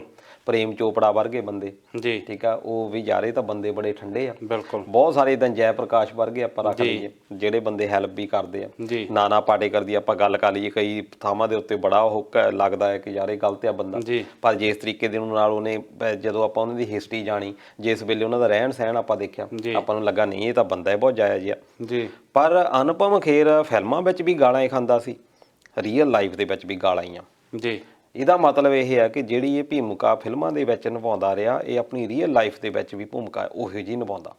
ਇਹਦੀ ਵਾਈਫ ਸ਼ਾਇਦ ਇਸੇ ਕਰਕੇ ਉਹਨੂੰ ਮਿਲਦੀ ਆ, ਕਿਰਨ ਖੇਰ ਨੂੰ, ਟਿਕਟ, ਕਿ ਸ਼ਾਇਦ ਇਹ ਸਵਾਮੀ ਭਗਤ ਆ। ਜੀ ਦੇਖੋ ਨੋ ਡਾਊਟ ਸਵਾਮੀ ਭਗਤ ਹੋਣਾ ਬੁਰੀ ਗੱਲ ਨਹੀਂ, ਪਰ ਸਵਾਮੀ ਦੀਆਂ ਗਲਤੀਆਂ ਦੇ ਉੱਤੇ ਪਰਦਾ ਪਾਉਣਾ ਇਹ ਕ੍ਰਾਈਮ ਆ। ਇਹਦੇ ਨਾਲ ਤੁਸੀਂ ਆਪਣੇ ਸਵਾਮੀ ਦੇ ਲਈ ਰਾਹ ਜਿਹੜਾ ਆ ਔਖਾ ਕਰ ਰਹੇ ਆ। ਮੇਰੇ ਖਿਆਲ ਤੁਸੀਂ ਆਪਣੇ ਜਿਹੜੇ ਜਵਾਬ ਦੇ ਵਿੱਚ ਸਵਾਲ ਦਾ ਜਿਹੜਾ ਜਵਾਬ ਆਪੇ ਹੀ ਦਿੱਤਾ। ਤੁਸੀਂ ਕਿਹਾ ਕਿ ਸਵਾਮੀ ਭਗਤ, ਜਿਹੜੇ ਭਗਤ ਹੁੰਦੇ ਆ ਨਾ ਦਲਜੀਤ ਜੀ, ਉਹਨਾਂ ਦੀਆਂ ਅੱਖਾਂ ਬੰਦ ਹੁੰਦੀਆਂ, ਉਹਨਾਂ ਨੂੰ ਹਰ ਵੇਲੇ ਜਿਹੜਾ ਸਵਾਮੀ ਉਹ ਠੀਕ ਲੱਗਦਾ, ਚਾਹੇ ਉਹ ਗਲਤ ਕਰੇ ਚਾਹੇ ਠੀਕ ਕਰੇ, ਉਹਨਾਂ ਲਈ ਠੀਕ ਰਹਿਣਾ। ਅਨੁਪਮ ਖੇਰ ਹੋਣੀ ਜੇ ਸਵਾਮੀ ਭਗਤ ਆ, ਉਹਨਾਂ ਲਈ ਸਵਾਮੀ ਹਮੇਸ਼ਾ ਠੀਕ ਹੈ। ਬਿਲਕੁਲ, ਆਪਾਂ ਲੋਕਾਂ ਨੇ ਜਵਾਬ ਦੇਣਾ ਸ਼ੁਰੂ ਕਰ ਦਿੱਤਾ, ਖਾਸ ਤੌਰ ਤੇ ਜਿਹੜੇ ਸਫਰ ਕਰ ਰਹੇ ਆ, ਜਿਹੜੇ ਲੋਕ ਅੱਜ ਆਕਸੀਜਨ ਤੇ ਬੈੱਡਾਂ ਤੇ ਲਈ ਤਰਸ ਰਹੇ ਆ, ਉਹਨਾਂ ਲਈ ਬਹੁਤ ਔਖਾ ਇਸ ਵੇਲੇ ਚੱਲ ਰਿਹਾ। ਜੀ ਬਿਲਕੁਲ। ਇੱਥੇ ਲਵੀ ਖੱਤਰੀ ਹੁਣਾਂ ਦੀ ਟਿੱਪਣੀ ਹੋਰ ਆਈ ਹੈ ਕਿ ਉਹ ਕਹਿੰਦੇ ਕਿ ਜਦੋਂ ਇੱਦਾਂ ਦੀ ਮਹਾਂਮਾਰੀ, ਜੋ ਇੰਨਾ ਵੱਡਾ ਸੰਕਟ ਪਿਆ ਹੋਇਆ, ਉਦੋਂ ਵੱਡੇ ਵੱਡੇ ਜਿਹੜੇ ਹਸਪੀਟਲ ਆ 2-2 ਹਜ਼ਾਰ ਬੈੱਡ ਵਾਲੇ, ਉਹ ਬੰਦ ਕਰਵਾ ਦਿੱਤੇ ਗਏ ਆ। ਇਹਦੇ ਬਾਰੇ ਕੋਈ ਮੀਡੀਆ ਗੱਲ ਵੀ ਨਹੀਂ ਕਰ ਰਿਹਾ। ਉਹਦੇ ਵਿੱਚ ਇਹ ਹੈ ਕਿ ਫੈਸਿਲਿਟੀਜ਼ ਜਿਹੜੀਆਂ ਆ ਕੁਛ ਕੇ ਹਸਪੀਟਲਸ ਦੇ ਵਿੱਚ ਰੱਖੀਆਂ ਗਈਆਂ ਜੀ, ਹਰ ਇੱਕ ਥਾਂ ਦੇ ਉੱਤੇ ਨਹੀਂ। ਚਾਹੀਦਾ ਤਾਂ ਇਹ ਸੀ ਕਿ ਹਰ ਹਸਪੀਟਲ ਦੇ ਵਿੱਚ ਇਹ ਹੁੰਦਾ ਜੀ। ਖਾਸ ਤੌਰ ਤੇ ਜੇ ਅਸੀਂ ਗੱਲ ਕਰੀਏ ਕਿ ਕਰੋਨਾ ਦੀ ਜਾਂ ਬੈੱਡ ਦੀ, ਆਕਸੀਜਨ ਦੀ, ਵੈਂਟੀਲੇਟਰ ਦੀ, ਇਸ ਕਰਕੇ ਕੁਛ ਹਸਪੀਟਲਸ ਤੱਕ ਸੀਮਿਤ ਕੀਤਾ ਗਿਆ ਕਿ ਤਾਂ ਕਿ ਵਧੀਆ ਤਰੀਕੇ ਦੇ ਨਾਲ ਪ੍ਰਬੰਧ ਹੋ ਸਕਣ ਜੀ। ਉਹਦਾ ਸ਼ਾਇਦ ਕਾਰਨ ਇਹ ਹੈ ਜੀ। ਤੇ ਦਲਜੀਤ ਜੀ, ਅੱਗੇ ਜਾਣ ਤੋਂ ਪਹਿਲਾਂ ਇੱਕ ਜਾਣਕਾਰੀ ਹੋਰ ਸੀ ਕਿ ਆਸਟ੍ਰੇਲੀਆ ਨੇ ਜਿਹੜੀਆਂ ਭਾਰਤ ਦੀਆਂ ਫਲਾਈਟਸ ਉਹ ਬੈਨ ਕਰਤੀਆਂ, ਉਹਦੇ ਬਾਰੇ ਜ਼ਰੂਰ ਦੱਸੋ। ਉਹਦਾ ਕਾਰਨ ਇਹੀ ਹੋਇਆ ਕਿ ਜਿਸ ਤਰੀਕੇ ਦੇ ਨਾਲ ਕੇਸ ਵੱਧ ਰਹੇ ਆ ਜੀ, ਤੇ ਬਹੁਤ ਸਾਰੇ ਦੇਸ਼ਾਂ ਨੇ ਪਹਿਲਾਂ ਵੀ ਬੰਦ ਕਰ ਦਿੱਤੀਆਂ। ਉਹਦੇ ਵਿੱਚ ਆਪਾਂ ਅਮਰੀਕਾ ਦੀ ਗੱਲ ਕਰੀਏ, ਯੂਰਪੀਅਨ ਯੂਨੀਅਨ ਦੀ ਗੱਲ ਕਰ ਲਈਏ, ਕੁਛ ਅਰਬ ਕੰਟਰੀਜ਼ ਆ ਉਹਨਾਂ ਨੇ ਵੀ ਬੈਨ ਕੀਤੀਆਂ, ਪਰ ਇਹ ਕੁਛ ਸੀਮਿਤ ਸਮੇਂ ਦੇ ਲਈ ਆ। ਕਿਉਂਕਿ ਜਿਸ ਤਰੀਕੇ ਦੇ ਨਾਲ ਇੰਨੇ ਜ਼ਿਆਦਾ ਆ ਰਹੇ ਕੇਸ, ਜਿੱਦਾਂ ਹੁਣ ਆਪਾਂ ਗੱਲ ਕੀਤੀ ਕਿ ਇੱਥੇ ਆਏ 4 ਜਿਹੜੇ ਲੋਕ ਨੇ ਪੈਸੇਂਜਰ ਭਾਰਤ ਤੋਂ ਆਏ ਤੇ ਉਹਨਾਂ ਨੂੰ ਕਰੋਨਾ ਪੋਜ਼ਿਟਿਵ ਨਿਕਲੇ ਆ। ਹਰ ਦੇਸ਼ ਆਪਣੇ ਆਪ ਨੂੰ ਸੁਰੱਖਿਅਤ ਰੱਖਣਾ ਚਾਹੁੰਦਾ, ਇਸ ਕਰਕੇ ਇਸ ਵੇਲੇ ਜਿਹੜੀ ਸਭ ਤੋਂ ਵੱਡੀ ਸਮੱਸਿਆ ਬਣੀ ਹੋਈ ਆ ਉਹ ਭਾਰਤ ਦੇ ਵਿੱਚ ਹੈ। ਜਿਸ ਤਰੀਕੇ ਦੇ ਨਾਲ ਕੇਸ ਆ ਰਹੇ ਆ ਹੁਣ, ਉਹ ਸਾਰੇ ਫਲਾਈਟਸ ਵਾਲੇ, ਕਿਉਂਕਿ ਜਦੋਂ ਸਟਾਫ ਜਾਂਦਾ ਆ ਉਹ ਇੱਕ ਤਰ੍ਹਾਂ ਦੇ ਨਾਲ ਤੁਸੀਂ ਉਹਨਾਂ ਨੂੰ ਵੀ ਕਹਿ ਸਕਦੇ ਆ ਕਿ ਉਹ ਵੀ ਡੇਂਜਰ ਦੇ ਵਿੱਚ ਆ। ਇਸ ਕਰਕੇ ਉਸ ਹਰ ਕੋਈ ਜਿਹੜਾ ਦੇਸ਼ ਆ ਉਹ ਵਾਚ ਦੇ ਉੱਤੇ ਲੱਗਾ ਹੋਇਆ, ਵੇਟ ਕਰੋ, ਥੋੜਾ ਜਿਹਾ ਰੋਕੋ। ਤੇ ਜਿਹੜੀ ਆਸਟ੍ਰੇਲੀਆ, ਇਹਨਾਂ ਨੇ ਵੀ 15 ਮਈ ਤੱਕ ਰੋਕ ਲਾ ਦਿੱਤੀ ਆ, ਤੇ 15 ਮਈ ਤੋਂ ਬਾਅਦ, ਕਿਉਂਕਿ ਬਹੁਤ ਸਾਰੇ ਆਸਟ੍ਰੇਲੀਅਨ ਜਿਹੜੇ ਲੋਕ ਨੇ, ਕੋਈ 3000 ਦੇ ਕਰੀਬ ਨੇ ਜਿਹੜੇ ਕਿ ਆਸਟ੍ਰੇਲੀਅਨ ਸਿਟੀਜ਼ਨ ਨੇ ਤੇ ਉੱਥੇ ਫਸੇ ਹੋਏ ਨੇ। ਫਿਰ IPL ਵੀ ਚੱਲ ਰਿਹਾ ਜੀ। IPL ਦੇ ਵਿੱਚ ਆਸਟ੍ਰੇਲੀਆ ਦੇ ਖਿਡਾਰੀ ਵੀ ਖੇਡ ਰਹੇ ਆ, ਮੈਨੇਜਰ ਵੀ ਹੈਗੇ ਉੱਥੇ, ਹੋਰ ਪ੍ਰਸ਼ਾਸਨਿਕ ਟੀਮ ਮੈਂਬਰਸ ਵੀ ਹੈਗੇ ਆ, ਤੇ ਉਹਨਾਂ ਨੂੰ ਵੀ ਵੈਸੇ ਇਹਨਾਂ ਨੇ ਕਿਹਾ ਵੀ ਆਪਣੇ ਖਰਚੇ ਦੇ ਉੱਤੇ ਤੁਸੀਂ ਇੱਥੇ ਪਹੁੰਚੋ। ਤੇ ਉਹ ਕਦੋਂ ਪਹੁੰਚਦੇ ਆ ਇਹ ਦੇਖਣ ਵਾਲੀ ਗੱਲ ਹੋਏਗੀ, ਪਰ ਸ਼ਾਇਦ ਹੁਣ 15 ਮਈ ਤੋਂ ਪਹਿਲਾਂ ਉਹ ਸ਼ਾਇਦ ਨਾ ਆ ਪਾਉਣ। ਬਿਲਕੁਲ। ਦਲਜੀਤ ਜੀ, ਜਿਹੜਾ ਪ੍ਰੋਗਰਾਮ ਦਾ ਅੱਗੇ ਗੱਲ ਕਰਨੀ ਚਾਹੁੰਦਾ ਉਹ ਮੈਂ ਸਿੱਧੂ ਤੇ ਕੈਪਟਨ ਹੋਣਾ ਬਾਰੇ ਕਰਨੀ ਚਾਹੁੰਦਾ, ਪਰ ਇਹ ਜਿਹੜਾ ਪੱਖ ਸੀਗਾ ਕਰੋਨਾ ਵਾਇਰਸ ਤੇ ਇੰਨਾ ਕੁ ਵੱਡਾ, ਇੰਨਾ ਕੁ ਵਿਸ਼ਾਲ ਸੀਗੇ, ਇਹ ਇੰਨਾ ਗੰਭੀਰ ਹੋ ਚੁੱਕਾ, ਇਹਦੇ ਤੇ ਗੱਲ ਕਰਨੀ ਬਣਦੀ ਸੀ। ਪਰ ਫਿਰ ਵੀ ਇਸ ਤੋਂ ਬਾਅਦ ਜੇ ਆਪਾਂ ਗੱਲ ਕਰੀਏ ਤਾਂ ਜਿੱਦਾਂ ਆਪਾਂ ਗੱਲ ਕੀਤੀ, ਜਿਹੜੇ ਲੀਡਰ ਆ ਉਹਨਾਂ ਦੀ ਐਨਕ ਦੇ ਵਿੱਚ ਸਿਰਫ ਰਾਜਨੀਤੀ ਆ। ਜੋ ਹਾਲਾਤ ਇਸ ਵੇਲੇ ਕਰੋਨਾ ਦੇ ਬਣੇ ਹੋਏ, ਪੰਜਾਬ ਵੀ ਕਿਸੇ ਵੀ ਪਾਸਿਓਂ ਘੱਟ ਨਹੀਂ, ਪਰ ਉਹਦੇ ਨਾਲ ਨਾਲ ਸਿੱਧੂ ਤੇ ਕੈਪਟਨ ਸਾਹਿਬ ਦੇ ਵਿੱਚ ਇੱਕ ਵਾਰ ਫਿਰ ਜਿਹੜੀ ਸ਼ਬਦੀ ਜੰਗ ਆ। ਸਿੱਧੂ ਸਾਹਿਬ ਟਵੀਟ ਤੇ ਟਵੀਟ ਠੋਕ ਰਹੇ ਆ ਤੇ ਕੈਪਟਨ ਸਾਹਿਬ ਜਵਾਬ ਦੇ ਰਹੇ, ਉਹ ਕਹਿੰਦੇ ਤੁਹਾਡੀ ਜ਼ਮਾਨਤ ਜ਼ਬਤ ਕਰ ਦੇਣੀ ਹੈ। ਕਿੱਦਾਂ ਦੇਖਦੇ ਹੋ? ਕਿਉਂਕਿ ਅਗਲੇ ਸਾਲ ਵੋਟਾਂ ਹੋਣ ਜਾ ਰਹੀਆਂ ਆ ਪੰਜਾਬ ਦੇ ਵਿੱਚ ਜੀ। 2017 ਦੇ ਵਿੱਚ ਜਦੋਂ ਚੋਣਾਂ ਹੋਈਆਂ, ਉਹਦੇ ਵਿੱਚ 2015 ਦਾ ਬਰਗਾੜੀ ਕਾਂਡ, ਕੋਟਕਪੂਰਾ ਗੋਲੀ ਕਾਂਡ, ਉਹ ਬੜੇ ਜ਼ੋਰਾਂ ਸ਼ੋਰਾਂ ਦੇ ਨਾਲ ਮੇਨ ਮੁੱਦਾ ਸੀ। ਜੀ। ਨਸ਼ੇ ਦਾ ਮੁੱਦਾ ਬਹੁਤ ਜ਼ੋਰਾਂ ਸ਼ੋਰਾਂ ਨਾਲ ਹਟਾਇਆ ਗਿਆ। ਜੀ। ਫਿਰ ਉਸ ਤੋਂ ਬਾਅਦ ਕਾਂਗਰਸ ਸਰਕਾਰ ਨੇ ਵਾਅਦਾ ਕੀਤਾ ਸੀ ਕਿ ਅਸੀਂ ਉਹ ਬਰਗਾੜੀ ਕਾਂਡ ਦੇ ਜਾਂ ਦੋਸ਼ੀਆਂ ਨੂੰ, ਸ਼੍ਰੀ ਗੁਰੂ ਗ੍ਰੰਥ ਸਾਹਿਬ ਦੇ ਦੋਸ਼ੀ ਜਿਹੜੇ ਆ ਉਹਨਾਂ ਨੂੰ ਅਸੀਂ ਫੜਾਂਗੇ, ਜੀ, ਉਹਨਾਂ ਨੂੰ ਅਸੀਂ ਸਜ਼ਾਵਾਂ ਦੇਵਾਂਗੇ। ਜੀ। ਦੂਜਾ ਇਹ ਕਿਹਾ ਕਿ ਅਸੀਂ 4 ਹਫ਼ਤਿਆਂ ਦੇ ਵਿੱਚ ਨਸ਼ਾ ਖਤਮ ਕਰਾਂਗੇ। ਨਸ਼ੇ ਦੇ ਜਿਸ ਤਰੀਕੇ ਦੇ ਨਾਲ ਕੇਸ ਸਾਹਮਣੇ ਆ ਰਹੇ ਆ, ਈਵਨ ਇਕੱਲੇ ਅਕਾਲੀ ਨਹੀਂ, ਕਾਂਗਰਸੀ ਵੀ, ਆਮ ਆਦਮੀ ਪਾਰਟੀ ਦੇ ਵੀ ਕੁਝ ਬੰਦੇ, ਬਹੁਤ ਸਾਰੇ ਲੀਡਰ ਜਿਹੜੇ ਆ ਫੜ ਹੋ ਰਹੇ ਆ। ਅਜੇ ਵੀ ਨਸ਼ਾ ਉਸੇ ਤਰੀਕੇ ਦੇ ਨਾਲ ਚੱਲ ਰਿਹਾ। ਅਜੇ ਵੀ ਤੁਹਾਨੂੰ ਇਦਾਂ ਦੀਆਂ ਖਬਰਾਂ ਮਿਲ ਜਾਣਗੀਆਂ ਜਿਹਦੇ ਵਿੱਚ ਕਿ ਮੌਤ ਹੋ ਗਈ ਆ ਓਵਰਡੋਜ਼ ਦੇ ਨਾਲ, ਅਜੇ ਵੀ ਅਵੇਲੇਬਲ ਹੈਗਾ। ਇਹ ਨਹੀਂ ਹੋਇਆ ਕਿ ਉੱਥੇ ਨਸ਼ਾ ਜਿਹੜਾ ਬਿਲਕੁਲ ਬੰਦ ਹੋ ਗਿਆ। ਹੁਣ 2022 ਦੇ ਵਿੱਚ ਕੀ ਕਰਨਾ? ਹੁਣ ਹਰ ਇੱਕ ਬੰਦੇ ਨੂੰ ਫਿਕਰ ਪੈ ਗਿਆ, ਖਾਸ ਤੌਰ ਤੇ MLA MPs ਨੂੰ ਆਪਣਾ ਫਿਕਰ ਪਿਆ ਹੋਇਆ ਕਿ ਅੱਗੇ ਅਸੀਂ ਹੁਣ ਲੋਕਾਂ ਕੋਲ ਕੇਸ ਮੂੰਹ ਨਾ ਜਾਈਏ, ਲੋਕਾਂ ਨੇ ਸਾਨੂੰ ਸਵਾਲ ਕਰਨੇ ਆ। ਹੁਣ ਉਹਦੀ ਇਵਜ ਦੇ ਵਿੱਚ ਕਿਹਨੂੰ ਫਿਰ ਉੱਥੇ ਹੀ ਆ ਗਿਆ ਕਿ ਕਿਹਨੂੰ ਦੋਸ਼ ਦੇ ਦਈਏ ਕਿ ਮੇਰਾ ਬਚਾਅ ਹੋ ਜਾਵੇ। ਬਿਲਕੁਲ। ਹੁਣ ਉਸ ਦੋਸ਼ ਦੇਣ ਦੇ ਚੱਕਰ ਦੇ ਵਿੱਚ ਇਹ SIT ਖਾਸ ਤੌਰ ਤੇ ਵਿਜੇ ਪ੍ਰਤਾਪ ਸਿੰਘ ਉਹਨਾਂ ਦਾ ਜਿਸ ਤਰੀਕੇ ਦੇ ਨਾਲ ਰੋਲ ਰਿਹਾ, ਉਦੋਂ ਲੱਗਦਾ ਸੀ ਕਿ ਇਹਨਾਂ ਨੇ ਦੋਸ਼ੀਆਂ ਨੂੰ ਫੜਨ ਦੇ ਵਿੱਚ ਬਹੁਤ ਨੇੜੇ ਪਹੁੰਚ ਚੁੱਕੇ ਆ। ਪਰ ਜਿਸ ਤਰੀਕੇ ਦੇ ਨਾਲ ਅਦਾਲਤ ਨੂੰ ਵਰਤ ਕੇ ਉਹਨਾਂ ਨੂੰ ਬਾਹਰ ਕੱਢਿਆ ਗਿਆ, ਫਿਰ ਉਹਦੇ ਵਿੱਚ ਜਿਸ ਤਰ੍ਹਾਂ ਦੀ ਭੂਮਿਕਾ ਜਿਹੜੀ ਪੰਜਾਬ ਸਰਕਾਰ ਦੇ ਐਡਵੋਕੇਟ ਜਨਰਲ ਆ, ਇੱਥੇ ਦੇ ਵਕੀਲਾਂ ਦੀ ਫੌਜ ਦੀ ਰਹੀ ਆ, ਉਹਦੇ ਨਾਲ ਕਾਂਗਰਸੀ ਸਰਕਾਰ ਇਸ ਵੇਲੇ ਸ਼ੱਕ ਦੇ ਘੇਰੇ ਦੇ ਵਿੱਚ ਆ। ਕਾਂਗਰਸੀ ਸਰਕਾਰ ਦੇ ਵਿੱਚ ਵੀ ਕੈਪਟਨ ਅਮਰਿੰਦਰ ਸਿੰਘ ਇਸ ਵੇਲੇ ਲੋਕਾਂ ਦੇ ਮੇਨ ਟਾਰਗੇਟ ਦੇ ਉੱਤੇ ਆ, ਕਿਉਂਕਿ ਬਾਕੀ ਜਿੰਨੇ ਵੀ ਮਿਨਿਸਟਰ ਤੇ MLA ਆ, ਉਹ ਸਾਰੇ ਜਦੋਂ ਵੀ ਉਹਨਾਂ ਦੇ ਕੋਈ ਸਵਾਲ ਕਰਦਾ ਉਹ ਉਂਗਲੀ ਕੈਪਟਨ ਅਮਰਿੰਦਰ ਸਿੰਘ ਵੱਲ ਕਰ ਦਿੰਦੇ ਆ। ਇਹਨਾਂ ਵਿੱਚ ਸਭ ਤੋਂ ਮੋਹਰੀ ਤਾਦਾਦ ਦੇ ਵਿੱਚ ਨਵਜੋਤ ਸਿੰਘ ਸਿੱਧੂ ਆ। ਉਹਨਾਂ ਨੇ ਬਾਰ-ਬਾਰ, ਕਿਉਂਕਿ ਪਹਿਲਾਂ ਵੀ ਉਹ ਹੈਗਾ ਕਿ ਕਿਉਂਕਿ ਉਹਨਾਂ ਨੂੰ ਲੱਗਦਾ ਆ ਕਿ ਐਜ਼ ਏ ਲੀਡਰ ਲੋਕਾਂ ਦੇ ਵਿੱਚ ਜਵਾਬਦੇਹੀ ਉਹਨਾਂ ਦੀ ਬਹੁਤ ਵੱਡੀ ਬਣਦੀ ਹੈ। ਪਰ ਨਵਜੋਤ ਸਿੰਘ ਸਿੱਧੂ ਹੁਣੀ ਤੱਤੇ ਜ਼ਰੂਰ ਬੋਲਦੇ, ਪਰ ਬੋਲਦੇ ਟਾਈਮ ਤੇ ਆ ਫਿਰ ਚੁੱਪ ਕਰ ਜਾਂਦੇ ਆ ਜਦੋਂ ਉਹਨਾਂ ਨੂੰ ਲੱਗਦਾ ਕਿ ਲੋੜ ਆ, ਹੁਣ ਲੋੜ ਆ ਬੋਲਣ ਦੀ। ਦੂਜਾ ਇਹ ਆ ਕਿ ਉਹਨਾਂ ਨੂੰ ਕੋਈ ਇੰਨਾ ਵੱਡਾ ਸਮਰਥਨ ਕਿਤੇ ਪਾਰਟੀ ਦੇ ਵਿੱਚੋਂ ਨਹੀਂ ਮਿਲਦਾ, ਕਿਉਂਕਿ ਹਰ ਕੋਈ ਬੰਦਾ ਜਿਹੜੇ ਪੁਰਾਣੇ ਇਹ ਕਾਂਗਰਸ ਦੇ ਨਾਲ ਜੁੜੇ ਹੋਏ ਆ, ਇਹੀ ਸਮੱਸਿਆ ਉਹਨਾਂ ਨੂੰ ਭਾਜਪਾ ਦੇ ਵਿੱਚ ਸੀ ਕਿ ਲੋਕੀ ਜਿਹੜੇ ਆ ਪਾਰਟੀ ਦੇ ਨਾਲ ਜੁੜ ਜਾਂਦੇ ਆ ਪੰਜਾਬ ਦੇ ਹਿੱਤਾਂ ਦੇ ਨਾਲ। ਪਰ ਦਲਜੀਤ ਜੀ ਮਾਫ ਕਰਿਓ, ਚਾਹੇ ਪਾਰਟੀ ਦੇ ਵਿੱਚੋਂ ਨਾ ਮਿਲਦਾ ਹੋਵੇ, ਪਰ ਜਦੋਂ ਲਾਂਘੇ ਦੀ ਗੱਲ ਹੋਈ ਤੇ ਨਵਜੋਤ ਸਿੱਧੂ ਹੁਣਾਂ ਨੂੰ ਜਿਹੜੇ ਪੰਜਾਬ ਦੇ ਲੋਕਾਂ ਨੇ ਅੱਖਾਂ ਤੇ ਚੁੱਕ ਲਿਆ ਸੀ, ਲੋਕਾਂ ਨੇ ਬਹੁਤ ਜ਼ਿਆਦਾ ਸਮਰਥਨ ਦਿੱਤਾ। ਤੁਹਾਨੂੰ ਲੱਗਦਾ ਨਹੀਂ ਕਿ ਇਹਦੇ ਨਾਲ ਹੋਰ ਵੱਧ ਕੇ ਜ਼ਿੰਮੇਵਾਰੀ ਨਿਭਾਉਣੀ ਚਾਹੀਦੀ ਸਿੱਧੂ ਸਾਹਿਬ ਨੂੰ, ਜਿਸ ਤਰੀਕੇ ਨਾਲ ਪਿਛਲੇ 1.5-2 ਸਾਲ ਤੋਂ ਬਿਲਕੁਲ ਚੁੱਪ ਆ? ਬਿਲਕੁਲ। ਤੇ ਅਸਲ ਵਿੱਚ ਉਹਨਾਂ ਨੂੰ ਲੱਗਦਾ ਸੀ ਸ਼ਾਇਦ ਇੱਥੇ ਲੋਕਾਂ ਨੂੰ ਭੁਲੇਖਾ ਪੈਂਦਾ ਆ ਕਿ ਇਹਨਾਂ ਦਾ ਸੀਗਾ ਕਿ ਇਹਨਾਂ ਨੂੰ ਕੋਈ ਵੱਡਾ ਰੋਲ ਦਿੱਤਾ ਜਾਂਦਾ, ਪਰ ਕੈਪਟਨ ਅਮਰਿੰਦਰ ਸਿੰਘ ਦੇ ਕਰਕੇ ਸ਼ਾਇਦ ਉਹ ਰੋਲ ਮਿਲ ਨਹੀਂ ਪਾਇਆ ਤੇ ਸੈਂਟਰ ਦੇ ਵਿੱਚ ਜਾਣਾ ਨਹੀਂ ਚਾਹੁੰਦੇ। ਇਸ ਕਰਕੇ ਸੈਂਟਰ ਦੇ ਵਿੱਚ ਵੀ ਕਾਂਗਰਸ ਖਾਨਾ ਜੰਗੀ ਦੀ ਤਿਆਰੀ ਦੇ ਵਿੱਚ ਹੀ ਆ, ਜਿਸ ਤਰੀਕੇ ਦੇ ਨਾਲ ਰਿਜ਼ਲਟ ਆ ਰਹੇ ਆ। ਤੇ ਪੰਜਾਬ ਸਰਕਾਰ ਦੇ ਵਿੱਚ ਵੀ ਸਾਰੋ ਦਾਰੋਮਦਾਰ ਹਾਈ ਕਮਾਨ ਨੂੰ ਲੱਗਦਾ ਵੀ ਕੈਪਟਨ ਅਮਰਿੰਦਰ ਸਿੰਘ ਤੇ ਆ।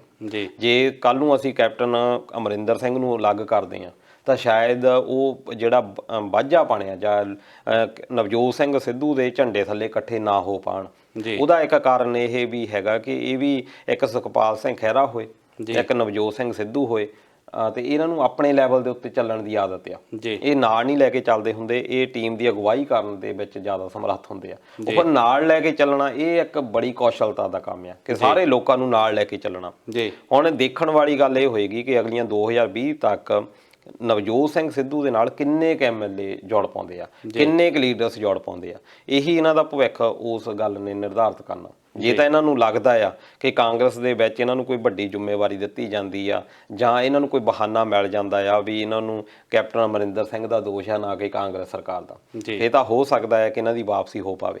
ਅਦਰਵਾਈਜ਼ ਲੱਗਦਾ ਕਿਤੇ ਕਿਤੇ ਉਹਨਾਂ ਦੇ ਜਿੱਦਾਂ ਦੇ ਟਵੀਟ ਆ, ਟਵੀਟ ਤੇ ਜ਼ਿਆਦਾ ਅੱਜ ਕੱਲ੍ਹ ਡਿਪੈਂਡੈਂਟ ਹੈਗੇ ਆ। ਤੇ ਦੂਜਾ ਇਹ ਆ ਕਿ ਕੈਪਟਨ ਅਮਰਿੰਦਰ ਸਿੰਘ ਨੇ ਸ਼ਾਇਦ ਪਹਿਲੀ ਵਾਰ, ਦੇਖੋ ਵਿਰੋਧੀ ਤਾਂ ਉਹ ਪਹਿਲਾਂ ਹੀ ਹੈਗੇ ਆ, ਕਾਂਗਰਸ ਸਰਕਾਰ ਦੇ ਵਿੱਚ ਇਹਨਾਂ ਦੇ ਆਉਣ ਤੋਂ ਆ ਵਿਰੋਧ ਹੀ ਕਰਦੇ ਰਹੇ ਆ, ਉਹ ਖੁਸ਼ ਨਹੀਂ ਸੀਗੇ ਜੀ। ਪਰ ਹੁਣ ਜਿਸ ਤਰੀਕੇ ਦੇ ਨਾਲ ਉਹਨਾਂ ਨੇ ਕੱਲ ਬਿਆਨ ਦਿੱਤਾ ਕਿ ਇਹਨਾਂ ਦਾ ਹਾਲ ਜੇ ਨਵਜੋਤ ਸਿੰਘ ਸਿੱਧੂ ਨੇ ਮੇਰੇ ਖਿਲਾਫ ਲੜਨਾ, ਇਹਨਾਂ ਦਾ ਹਾਲ ਜੇ ਸਿੰਘ ਤੋਂ ਹੀ ਮਾੜਾ ਕਰਨਾ। ਜੇ ਸਿੰਘ ਹੁਣਾਂ ਦੀ ਜ਼ਮਾਨਤ ਜ਼ਬਤ ਕਰ ਹੋ ਗਈ ਸੀ, ਜਿਨ੍ਹਾਂ ਨੇ ਚੋਣ ਲੜੀ ਸੀ ਕੈਪਟਨ ਅਮਰਿੰਦਰ ਸਿੰਘ ਦੇ ਖਿਲਾਫ। ਇੱਕ ਤਰ੍ਹਾਂ ਦੇ ਨਾਲ ਆਪਣੀ ਸਰਕਾਰ ਦੇ ਆਪਣੇ ਮੈਂਬਰ, ਆਪਣੀ ਪਾਰਟੀ ਦੇ ਮੈਂਬਰ ਨੂੰ ਇੱਦਾਂ ਚੈਲੰਜ ਕਰਨਾ। ਇੱਥੋਂ ਦਲਜੀਤ ਜੀ ਪਤਾ ਲੱਗਦਾ ਕਿ ਜਦੋਂ ਉਂਗਲ ਚੁੱਕੀ ਜਾਂਦੀ ਆ ਜੇ ਕੋਈ ਸਿਰਫ ਰਾਜਨੀਤੀ ਦੇ ਪੱਖੋਂ, ਤਾਂ ਉਹ ਕਿੰਨੀ ਛੇਤੀ ਉਹਦਾ ਜਵਾਬ ਦਿੰਦੇ ਆ। ਪਰ ਜਦੋਂ ਸਾਡੇ ਲੋਕ ਦੁਹਾਈਆਂ ਪਾ ਰਹੇ ਆ ਪਿਛਲੇ ਕਈ ਸਮੇਂ ਦੇ ਕਿ ਜੋ ਤੁਸੀਂ ਵਾਅਦੇ ਕੀਤੇ ਸੀ, ਤੁਸੀਂ ਨਸ਼ਾ ਖਤਮ ਕਰਨ ਦੇ ਵਾਅਦਾ ਕੀਤਾ ਸੀ, ਤੁਸੀਂ ਘਰ ਘਰ ਨੌਕਰੀ ਦੇਣ ਦਾ ਵਾਅਦਾ ਕੀਤਾ ਸੀ, ਤੁਸੀਂ ਸਮਾਰਟਫੋਨ ਦੇਣ ਦਾ ਵਾਅਦਾ ਕੀਤਾ ਸੀ, ਸਾਰੀ ਜਿਹੜਾ ਕਾਰਜਕਾਲ ਆ ਤੁਹਾਡਾ ਖਤਮ ਹੋ ਚੱਲਿਆ, ਪਰ ਇੱਕ ਵੀ ਵਾਅਦਾ ਪੂਰਾ ਨਹੀਂ ਹੋਇਆ। ਪਰ ਉਹਦਾ ਕਦੀ ਕੈਪਟਨ ਸਾਹਿਬ ਨੇ ਜਵਾਬ ਨਹੀਂ ਦਿੱਤਾ। ਬਿਲਕੁਲ, ਖਾਸ ਤੌਰ ਤੇ ਹੁਣ ਜਿੱਦਾਂ ਦੇ ਅਸਤੀਫੇ ਦੀ ਗੱਲ ਉਹ ਹੋਈ ਆ, ਸੁਨੀਲ ਜਾਖੜ ਤੇ ਸੁਖਜਿੰਦਰ ਸਿੰਘ ਰੰਧਾਵਾ ਉਹਨਾਂ ਨੇ ਅਸਤੀਫੇ ਵੀ ਦਿੱਤੇ ਆ। ਇਹ ਤਾਂ ਇਹ ਜਾਂਦਾ ਕਿ ਉਹਨਾਂ ਨੇ ਪਾੜ ਦਿੱਤੇ ਆ, ਜਾਂ ਕਹਿ ਲਓ ਕਿ ਨਕਾਰ ਦਿੱਤਾ ਇਸ ਗੱਲ ਨੂੰ। ਪਰ ਨਾਲ ਹੀ ਨਾਲ ਉਹਨਾਂ ਨੇ ਇਹ ਵੀ ਕਿਹਾ ਆ ਵੀ ਜੇ ਕਿਸੇ ਨੇ ਦੇਣਾ ਆ ਅਸਤੀਫਾ, ਉਹ ਦੇ ਵੀ ਸਕਦੇ ਆ ਕਿ ਪਰ ਕਿਉਂਕਿ ਉਹਨਾਂ ਦੇ ਉੱਤੇ ਇਹ ਉਂਗਲ ਜਿਹੜੀ ਆ ਉਠਾਈ ਜਾਂਦੀ ਆ। ਨਵਜੋਤ ਸਿੰਘ ਸਿੱਧੂ ਨੇ ਵੀ ਸਿੱਧਾ ਹੀ ਕਿਹਾ ਸੀ ਗ੍ਰਹਿ ਵਿਭਾਗ ਜਿਹੜਾ ਕਿ ਕੈਪਟਨ ਅਮਰਿੰਦਰ ਸਿੰਘ ਕੋਲ ਆ, ਉਹਨਾਂ ਦੀ ਇਹ ਜਵਾਬਦੇਹੀ ਇਹਦੇ ਵਿੱਚ ਬਣਦੀ ਹੈ। ਪਰ ਅਤੁਲ ਨੰਦਾ ਜਿਹੜੇ ਕਿ ਐਡਵੋਕੇਟ ਜਨਰਲ ਸੀਗੇ, ਉਹਨਾਂ ਦੇ ਉੱਤੇ ਕੋਈ ਅਜੇ ਤੱਕ ਕਾਰਵਾਈ ਨਹੀਂ ਕੀਤੀ ਗਈ। ਹੋਰ ਬਿਊਰੋਕਰੈਟਸ, ਹੋਰ ਵਕੀਲ ਜਿਨ੍ਹਾਂ ਨੇ ਐਡਾ ਵੱਡਾ ਖਰਚਾ ਸਰਕਾਰੀ ਖਜ਼ਾਨੇ ਦੇ ਵਿੱਚੋਂ ਕੀਤਾ, ਆਊਟਪੁੱਟ ਕੁਛ ਨਿਕਲ ਹੀ ਨਹੀਂ। ਉਸ ਤੋਂ ਬਾਅਦ ਵੀ ਇਹ ਲੱਗਦਾ ਆ ਕਿ ਇਹਨਾਂ ਦੇ ਉੱਤੇ ਕੋਈ ਹੈ ਨਹੀਂ। ਪਰ ਇਹ ਜ਼ਰੂਰ ਹੈਗਾ ਕਿ ਜਿਸ ਤਰੀਕੇ ਦੇ ਨਾਲ ਉਲਝ ਕੇ ਰਹਿ ਗਈ ਆ, ਇੱਕ ਵਾਰੀ ਫੇਰ ਅਕਾਲੀਆਂ ਨੂੰ ਬੂਸਟ ਮਿਲ ਰਿਹਾ ਲੋਕਾਂ ਦੇ ਵਿੱਚ, ਅਕਾਲੀਆਂ ਦੇ ਲਈ ਫੇਰ ਇੱਕ ਵਾਰੀ ਕੁਛ ਬਣ ਰਹੀ ਹੈ ਭਾਵਨਾ। ਉਹਨਾਂ ਨੂੰ ਲੱਗਦਾ ਵੀ ਇਹਨਾਂ ਦੇ ਲਈ ਨਾਲੋਂ ਤਾਂ ਜੀ ਉਹੀ ਚੰਗੇ ਸੀ। ਖਾਸ ਤੌਰ ਤੇ ਜਿਸ ਤਰੀਕੇ ਦੇ ਨਾਲ ਬਹੁਜਨ ਸਮਾਜ ਪਾਰਟੀ ਦੇ ਨਾਲ ਚੱਲ ਰਹੀਆਂ ਆ ਗੱਲਾਂ ਕਿ ਉਹਨਾਂ ਦਾ ਸਮਝੌਤਾ ਹੋ ਜਾਵੇ ਜੇ ਅਕਾਲੀਆਂ ਦਾ, ਇਹ ਲੱਗਦਾ ਆ ਕਿ ਸ਼ਾਇਦ ਅਕਾਲੀ ਫੇਰ ਇੱਕ ਵਾਰੀ ਬੂਸਟ ਕਰਨਗੇ, ਰਾਜਨੀਤੀ ਦੇ ਵਿੱਚ ਫੇਰ ਵਾਪਸ ਆਉਣਗੇ। ਇਸੇ ਕਰਕੇ ਸ਼ਾਇਦ ਸੁਖਜਿੰਦਰ ਰੰਧਾਵੇ ਨੇ ਕਹਿ ਦਿੱਤਾ ਵੀ ਸਾਡਾ ਹਾਲ ਜਿੱਦਾਂ ਦਾ 2017 ਦੇ ਵਿੱਚ ਅਕਾਲੀਆਂ ਦਾ ਹੋਇਆ ਸੀ, ਸ਼ਾਇਦ ਸਾਡਾ ਇੱਦਾਂ ਹੀ ਹੋਣਾ। ਬਿਲਕੁਲ, ਚਾਹੇ ਸਾਡੇ ਲੋਕਾਂ ਨੂੰ ਬੈੱਡ ਮਿਲਣ ਨਾ ਮਿਲਣ, ਆਕਸੀਜਨ ਮਿਲੇ ਨਾ ਮਿਲੇ, ਪਰ ਜਿਹੜੇ ਸਾਡੇ ਲੀਡਰ ਆ ਉਹਨਾਂ ਨੇ ਆਪਣਾ 2022 ਵਾਲਾ ਢੋਲ ਆਪਣੇ ਗਲ ਪਿਆ ਵਜਾਈ ਜਾਣਾ, ਇੱਕ ਦੂਜੇ ਤੇ ਉਂਗਲਾਂ ਚੁੱਕੀ ਜਾਣੀਆਂ।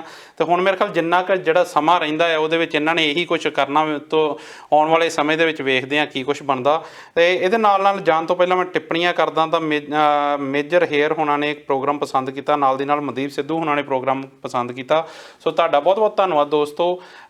ਦਲਜੀਤ ਜੀ, ਪ੍ਰੋਗਰਾਮ ਦਾ ਸਮਾਂ ਜਿਹੜਾ ਹੈ ਉਹ ਸਮਾਪਤੀ ਵੱਲ ਆ, ਤੁਸੀਂ ਆਏ ਜਾਣਕਾਰੀਆਂ ਸਾਡੇ ਨਾਲ ਸਾਂਝੀਆਂ ਕੀਤੀਆਂ, ਉਹਦੇ ਲਈ ਬਹੁਤ ਬਹੁਤ ਧੰਨਵਾਦ ਦੋਸਤੋ। ਇੱਕ ਵਾਰ ਫਿਰ ਤੋਂ ਮੇਰੀ ਇਹੀ ਅਪੀਲ ਰਹੂਗੀ ਕਿ ਸਾਡੀਆਂ ਸਰਕਾਰਾਂ ਨੇ ਤਾਂ ਜੋ ਕੁਛ ਕਰਨਾ ਉਹ ਕਰੀ ਜਾਂਦੀਆਂ, ਜੋ ਪ੍ਰਬੰਧ ਚਾਹੇ ਕਾਗਜ਼ਾਂ 'ਚ ਕਰਦੀਆਂ, ਬਾਕੀ ਉਹ ਪ੍ਰੈਕਟੀਕਲੀ ਗਰਾਊਂਡ ਦੇ ਵਿੱਚ ਕਿੰਨਾ ਕੰਮ ਕਰ ਰਹੀਆਂ ਉਹ ਸਾਨੂੰ ਸਾਰਿਆਂ ਨੂੰ ਦਿਸ ਰਿਹਾ। ਪਰ ਸਾਨੂੰ ਇਸ ਮਹਾਂਮਾਰੀ ਨੂੰ ਖਿਆਲ ਦੇ ਵਿੱਚ ਰੱਖਦੇ ਹੋਏ ਆਪਣੀਆਂ ਜਾਨਾਂ ਨੂੰ ਬਚਾਉਣ ਲਈ, ਆਪਣੇ ਬੱਚਿਆਂ ਦੀਆਂ ਜਾਨਾਂ ਨੂੰ ਬਚਾਉਣ ਲਈ ਸਾਨੂੰ ਖੁਦ ਵੀ ਕੁਛ ਨਾ ਕੁਛ ਸਟੈਪ ਲੈਣੇ ਪੈਣਗੇ, ਖੁਦ ਵੀ ਕੁਛ ਨਾ ਕੁਛ ਜ਼ਿੰਮੇਵਾਰੀਆਂ ਸਮਝਣੀਆਂ ਪੈਣਗੀਆਂ।